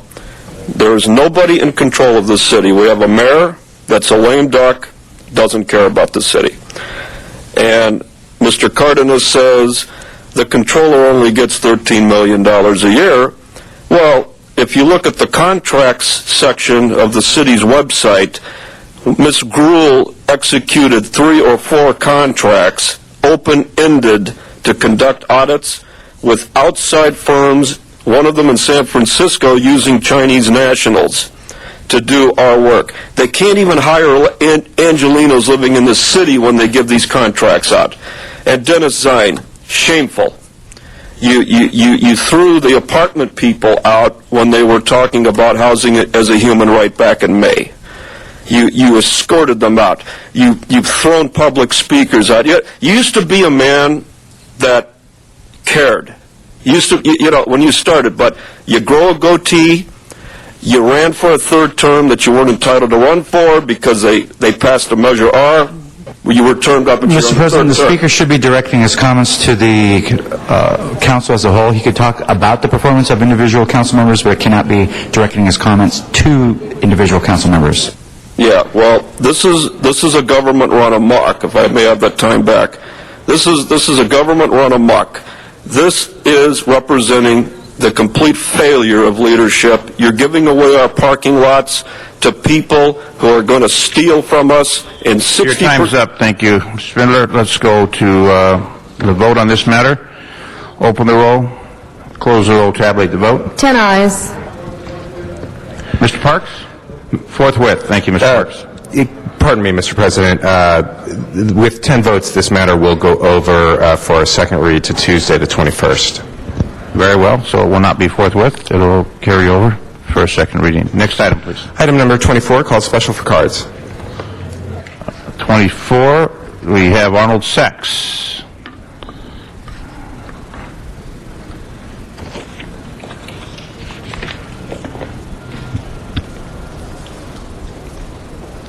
Thank you again, Arnold Sachs. Before calling for the complete suspension of this implementation, maybe you might consider changing the threshold that's involved in this bill from, what is it, the 10% or the 5% drop to unemployment in California. The threshold should be considered before the whole bill is tossed out. But again, while you're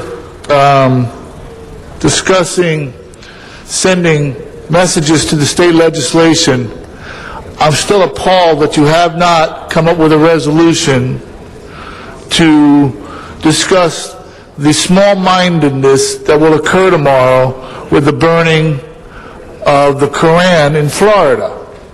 The fact that you have refused to... Is he talking about item 24? The fact that you have refused to propose a resolution is shameful. It's burning of books. This is the item on the... well, then speak on the item, President, Mr. Sachs. I did speak on the item. I'm also speaking You're on the a fact, tangent away from the item, sir. to the fact that you're presenting a position and failing to present a position on something else. Thank you. John Walsh?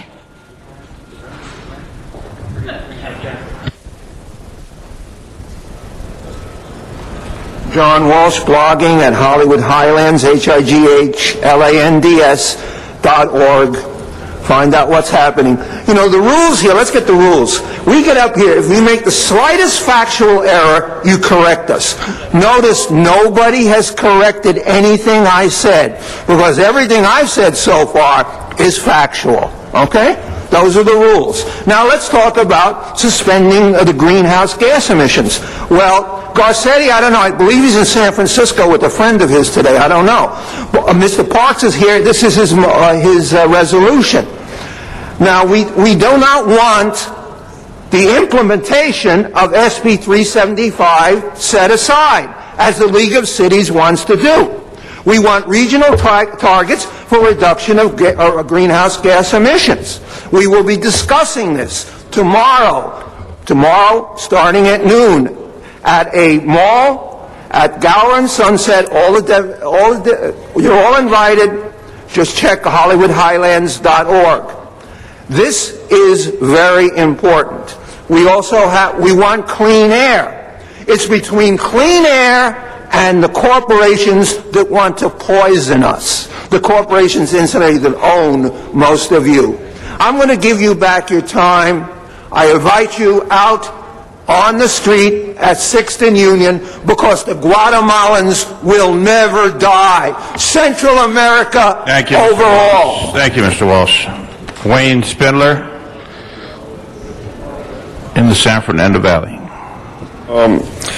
The global warming, again, this is nothing, this is a political movement, all of these emissions. First of all, there is no global warming that needs to be controlled. We have 49 other states, and they're starting to understand that we're in a major depression in this country. And vehicles that are made here, trucks that are made here, there's a provision that's going to cause independent truckers to be bankrupted by switching engines that were made before 2004. The port also is not allowing independent truckers in unless they meet strict guidelines regarding these emissions. And there's a bill that's going to probably fail on the state's ballot to suspend the Global Solutions Bill that was passed in Sacramento. And what you're going to do is that we're going to have clean air. And the reason we're going to have clean air is because there's going to be no jobs in the state of California or the city of Los Angeles. And everything that you're doing today, by only having 10 members show up, you couldn't even get 12 members to pass a motion forthwith, which was in itself disgraceful, is that you're going to plunder this city one day, one morning, into a bankruptcy. And when that happens, all of the billions of dollars that are owed to the unions, to the pensions, how are you going to pay for that? The businesses are going to be gone. Northrop Grumman, they left. You have hundreds of other businesses packing up and leaving because of these kinds of global warming frauds. In England, the emails were exposed. The research based upon the global warming theories are frauds. This is just all a ruse to raise taxation on the backs of ratepayers and businesses because the country is broke. Don't support it, oppose it. Thank you. That matter is now before us. Mr. Parks? Number 24, sir. No comment? Forthwith. We have to get it to the conference very quickly. All right. That matter is now before us for a vote, colleagues. Number 24. No one's on the queue. Open the roll. Close the roll. Tabulate the vote. 9 ayes, 1 no. Okay, that matter passes. Mr. Wesson? President, would this be an appropriate time to inform the council that our 100% adoption rate is still intact? Daniel from planning just adopted Angela. Very well. Congratulations. That is an appropriate time since the agenda is complete. Mr. Cardenas? But all the animal... Oh, wait, hold on a second. Let's go back to the regular meeting. We're on the special. Mr. Clerk, let's go back to the regular. Forthwith on Mr. Parks. Mr. Clerk? Very good, Chair. Adjourning the special meeting and returning to the regular.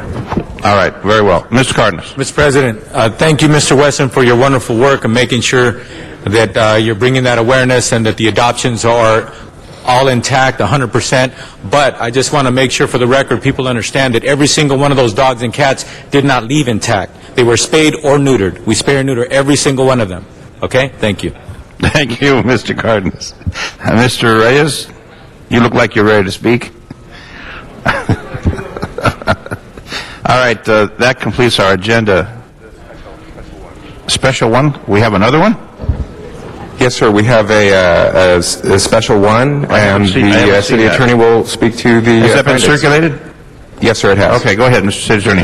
Thank you, Mr. President. I will cite the facts as presented to me by the maker of the motion for the council's consideration of the adequacy of the findings. Since the posting of today's agenda, AEG has notified city staff of the need to pay $25,000 for various expenses incurred for the El Grito celebration at LA Live and the surrounding area. Immediate action is required because of the need to pay vendors on Tuesday. Council must first make findings pursuant to Government Code Section 54954.2 before considering the substantive motion. Who's the maker of the motion? Mr. Reyes, on the special? No comment? Okay. So, Mr. Clerk?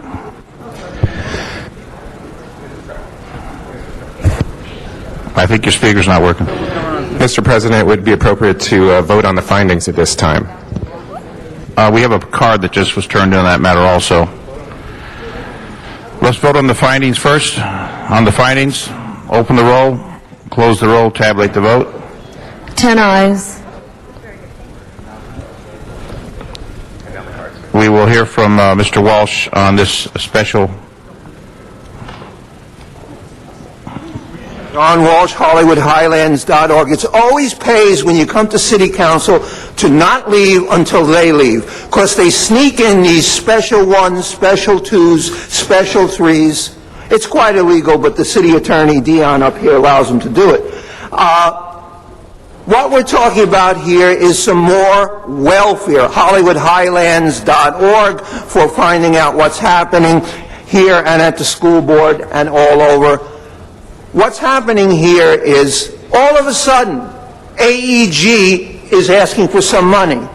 And when AEG asks for money, we have a religion. It's called secular humanism. Christians worship Christ.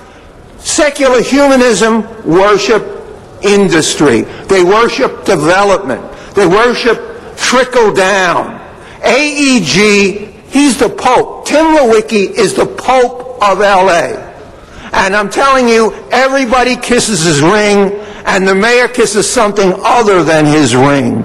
And I don't know what's going on here. I don't know what this money is. I know that you don't know what it is, but I know that you're going to vote yes. And I would bet one left portion of my anatomy that the vote is going to be 100%. If you want to find out what's happening in LA, don't read the LA Times. 1 million visitors, Hollywood Highlands, HIGLANDS.org. Thank you.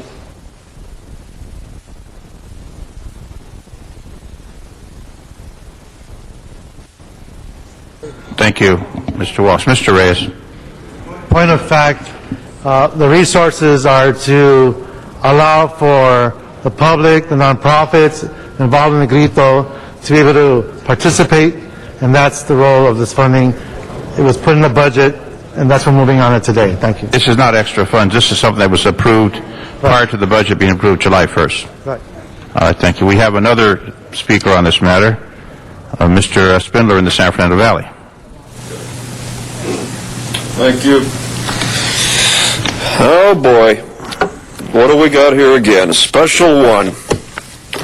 There wasn't even a time, I just barely got off the phone just 10 seconds ago to submit card on this matter.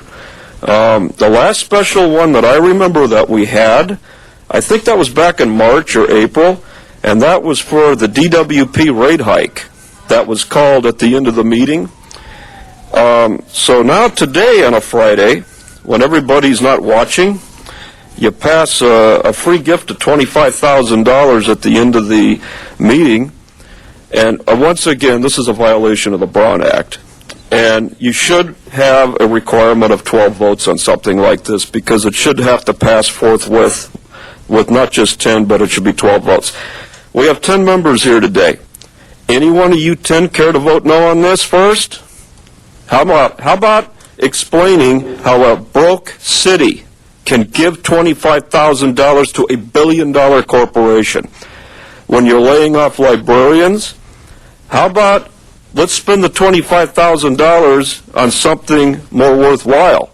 How about police overtime in the Rampart Division? They were there last night, everybody on tactical alert circling the streets to keep the streets open so the protesters couldn't block traffic.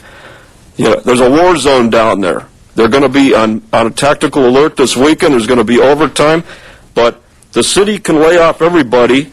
They can argue to demand the unions take rate cuts and pay cuts, but you can call a special one. There is no such thing as a special one. You need 12 votes to do something like this, just like the rate hike. 10 votes. So you got 10 council members. Krikorian, Parks. Can somebody vote no for once? Thank you. Mr. Reyes, there's a point of clarification on this matter. AEG was mentioned. I think there's a misunderstanding by some individuals regarding what this money is earmarked for and the purpose of it and what AEG has to do with it. If you please clarify that. Again, these funds are to ensure that this is a public event, that the folks participating in El Grito will have access to this civic event that will be held in a public setting that is being also supported by AEG, and essentially it is being held in that facility to accommodate more people to commemorate the 200th anniversary of El Grito. So that's the reason why we're using it. AEG is not benefiting from this at all. Not one dime is going to AEG. Thank you for that clarification, Mr. Reyes. Any other comments, colleagues? With that matter, open the roll, close the roll, tabulate the vote. 10 ayes. Very well. Next item, please, Mr. Clerk. Oh, I'm sorry, forthwith number 3. There's a request for number 3 to go forthwith. Okay, that completes the agenda of the special. Mr. President, on the special one, would you like that matter to go forthwith as well? Yes. Very good. That completes our agenda, and council has motions for posting and referral. Posted and referred.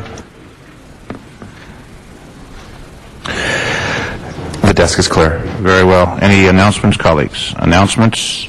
Mr. Rosendahl, announcements. Yes, thank you, Mr. President. We have an interesting event happening that I think people would love to participate in tonight on Abbott Kinney. It's called the Public Participate in Fashion Night Out, and it's going to be on Abbott Kinney. 20 retailers are participating in it. This night is part of a global initiative that will not only showcase LA and Venice fashion lines, but will also importantly support local businesses and increase sales tax revenue to the city. Hats off to the Mayor's Office of Economic and Business Policy that has been the driving force with my office on that. And if you're interested in going to Abbott Kinney tonight and want to know more, go to www.fno.lacity.org. But it could be a lot of fun on Abbott Kinney if you're into the fashion industry. Thank you, Mr. President. Thank you. Mr. Cardenas? Adjourning motion. Announcements? Adjourning. Okay. Mr. Weezer, announcements. Thank you very much, Mr. President. This Sunday at 10 a.m. at the corner of Lorena and Cesar Chavez, we have the Independence Mexican Parade, the largest parade in the United States that celebrates Mexican independence. We invite everyone to go out and enjoy a wonderful parade with many personalities. This year it's particularly an interesting and important one because of the bicentennial and centennial celebrations that we're having from the independence and the revolution. A lot of celebrities will be there on Sunday, 10 a.m. at the corner of Lorena and Cesar Chavez. Thank you. Mr. Parks. Yes. Thank you, Mr. President. Just like to make sure the public's aware that the city family, along with the LA Urban League, are putting on a disaster preparedness fair. It will be held at the Baldwin Hills Shopping Center on Saturday the 11th from 10 a.m. to 3 p.m. And also the Empowerment Congress of West Area and the 8th District is having their monthly meeting at Darcy High School, September the 14th, 6 to 8 p.m. Thank you, Mr. Parks. And I know there's a number of fashion exhibits tonight. Westfield Topanga from 6 to 10. Westfield, that's go out and go shopping at all the Westfield stores. They have that throughout the city of Los Angeles and other communities. Also, some events that are scheduled for the community. There is the kickoff tomorrow of AYSO at Taft High School at 8 a.m. Also Sunday, 8 a.m., Ovarian Cancer Coalition Greater California Walk Run at CBS Studios, and a number of other events that are going to be taking place, including the LA Greek Festival at St. Sophia's Cathedral this Sunday. So a lot of activities for people to enjoy this weekend. With that, adjourning motions, colleagues. Mr. Kokorian, announcement? Yes. Thank you, Mr. President. One more announcement. Among the many activities that are happening tomorrow, of course, no one here and no one in the public will forget that tomorrow is also, of course, the 9th anniversary of a day that our nation was transformed forever, a day of incredible grief, but also a day in which some of the most incredible heroism was demonstrated by first responders who did the unnatural thing of running in the direction of danger in order to save lives. And of course we know how many of them perished on that day. There are a couple of events that are going on in the Valley to help commemorate September 11th. One is at Fire Station 88, beginning at 5 p.m. at the 9/11 Memorial Fountain, which is at Fire Station 88, 5101 North Sepulveda Boulevard. The public is welcome. Snacks will be served, and Los Angeles Police Department Chaplain Ron Carter will be there with members of the fire department to commemorate 9/11. Also, at the same time, 5 o'clock to 7 p.m. at North Hollywood Park, 11455 Magnolia Boulevard, at the Memorial Tree Grove and Meditation Circle, there will be a candlelight vigil ceremony honoring those who were lost. And in addition to members of the fire department, members of the police department, members of the community, there will also be a speaker who was the brother of one of the pilots, the airline pilots who was lost on 9/11, Brad Burlingame, will be among the speakers. So I would encourage the public to attend either of these events or another event in your community to commemorate not only those who were lost, but to remember those who every single day continue to go in through doors and go in through burning buildings to keep all of us safe. Thank you. Mr. Alarcon, announcements? Yes, council members, and for the general public's information, the Los Angeles Department of Water and Power is developing its integrated resource plan, as of course all of us know. And as part of developing that plan, they are holding public workshops, 6 of them throughout the city of Los Angeles. The first one is going to be in my district at Mission College tomorrow, September 11th, from 10 a.m. to noon. And the purpose of these meetings is to discuss how the DWP puts together its resources and what kinds of resources it puts together to ensure that we have power well into the future. So it's going to be talking about reliability of the power system, regulatory compliance, environmental stewardship, including pursuing renewable energy resources, and maintaining low and stable rates. So for all those people who have concerns about the Department of Water and Power, particularly in the East San Fernando Valley, I want you to attend a meeting, a public workshop at, again, Los Angeles Mission College, 13356 Eldridge Avenue in Sylmar, Saturday, September 11th from 10 a.m. to noon. There will be subsequent meetings in West LA, South LA, East LA Harbor, and the West Valley, but the first one will be in the East Valley. Thank you. Thank you, Mr. Alarcon. Mr. Cardenas, did you have another comment? Adjourning motion. Please stand, everyone. Please stand for adjourning motions. Adjourning motions. Mr. Cardenas. Thank you very much. I have 2 adjourning motions.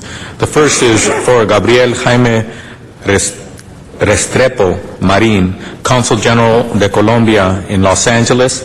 He passed away on September 4th, 2010. He was born on January 18th, 1958. He passed from a stroke. I'd like to read some of his accolades and his experiences. He studied international law and diplomacy, specializing in international economic negotiations. He served as diplomatic ambassador, consulate, and minister of foreign affairs since 1979 for the Republic of Colombia. He has also served as consulate and minister in Venezuela, Haiti, and Panama.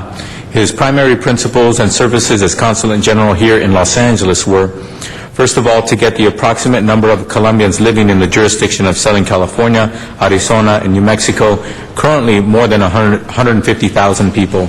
Also, to maintain a business directory of professionals and services to Colombians. He systemized a database of more than 4,000 Colombians as well. He created an efficient system of virtual communication with the consulate, created an informational newsletter. He created the first Colombian Film Festival in Hollywood, declared the July 20th as Colombian Day in Los Angeles, of which we celebrated here in these chambers. He provided 3-week course of free medical services that was called Salud para las Americas for the entire Latino population. The memorial services will be September 10th at 2 p.m. at Good Shepherd Catholic Church at 505 North Bedford Drive in Beverly Hills. The second adjournment is someone that I hold dear in my heart, and I never knew her first name because I always called her Miss Telefair, Mary Lou Telefair, who passed away on September 4th, 2010 from a heart attack. Mary passed away on Saturday, September 4th, 2010 at Los Robles Hospital. She was a devoted and loving wife, mother, and grandmother, and she was born in Ventura, California on April 11, 1941, and attended public schools there. Her mother and grandmother were also born in Ventura County. Mary was a member of the Society of Mayflower Descendants in the state of California and lived in Westlake Village for over 31 years.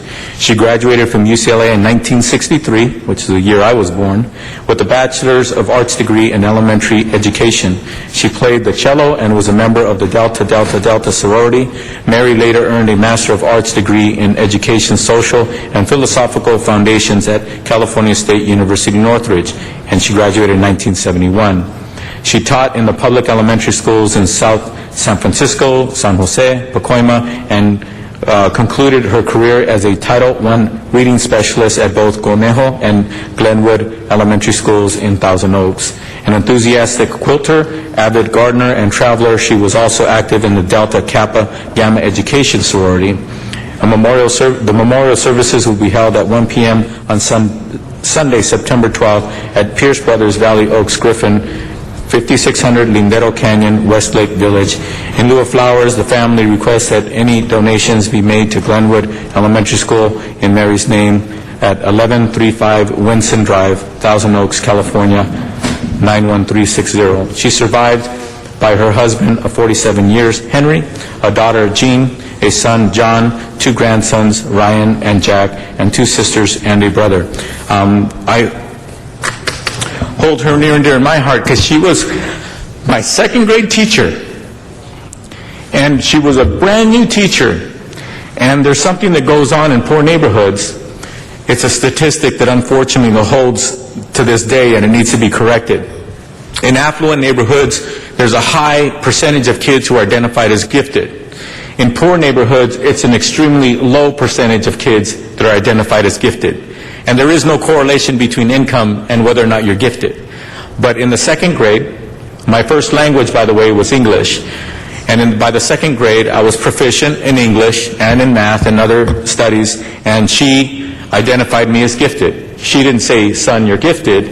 She said, "Tony, I'm going to have you take the test so that the school district can identify you or not as gifted." And I was identified as gifted.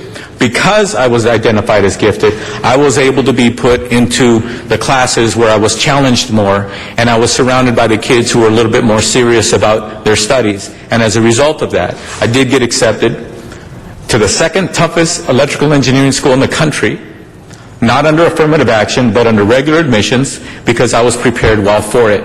And I was able to go to UC Santa Barbara, and I attained my degree. I share that with you because it's that turn of events, this young freshman teacher that didn't care what I looked like, didn't care what neighborhood she was teaching in, and she was teaching in Pacoima at Telfair Elementary, and she helped this kid out. We reacquainted with each other just last year. I was told by one of her colleagues that she spoke of me a lot because she found out I was an elected official. But we had lost touch for over 30 years. Well, close to 40 years, actually. And as a result of one of her colleagues calling my office, I went over there with my children and one of my staff members, and we surprised her. She was very pleased. We reconnected, and I promised her if she would like to come to City Hall. She said she would love to. She had never done that. I said, we'd love to have you. We'll show you around, etc. Well, she never got around to that. But when we got the bad news just a few days ago,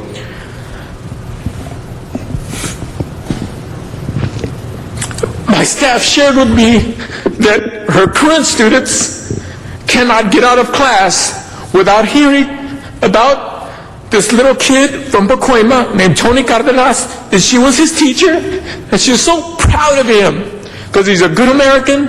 He was a great little second grade student, and obviously he learned well and he's doing well. And she used me as a positive example for those kids. I just wanted to share that with you because I remember her as this beautiful young teacher who treated me with love and respect. And I just want to say that she has blessed thousands of children with that gift. And I know for sure that I was not the best student she ever had. And I know for sure she has made best, really good human beings because of her love, her professionalism, and her commitment.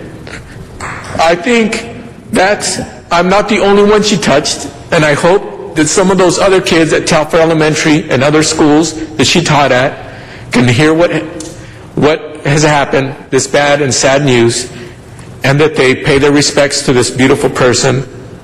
And thank you for hearing my testimony. Thank you, Mr. Cardenas. I think we've lost our quorum, colleagues. Mr. Clerk, is that correct? We have lost our quorum. We will hold the other adjourning motions to next Tuesday. Let me just announce, if I could, that Carol Hector from the Argonaut, who was the publisher of that great newspaper, passed away, and we have a family memorial tomorrow in the West Side that has been reading the Argonaut for 30 years. Extremely sad by her passing, but I'll do a formal one on Tuesday. Very well. Thank you. Thank you, Mr. Rosa. We have lost our quorum. That concludes this meeting of the City Council. We will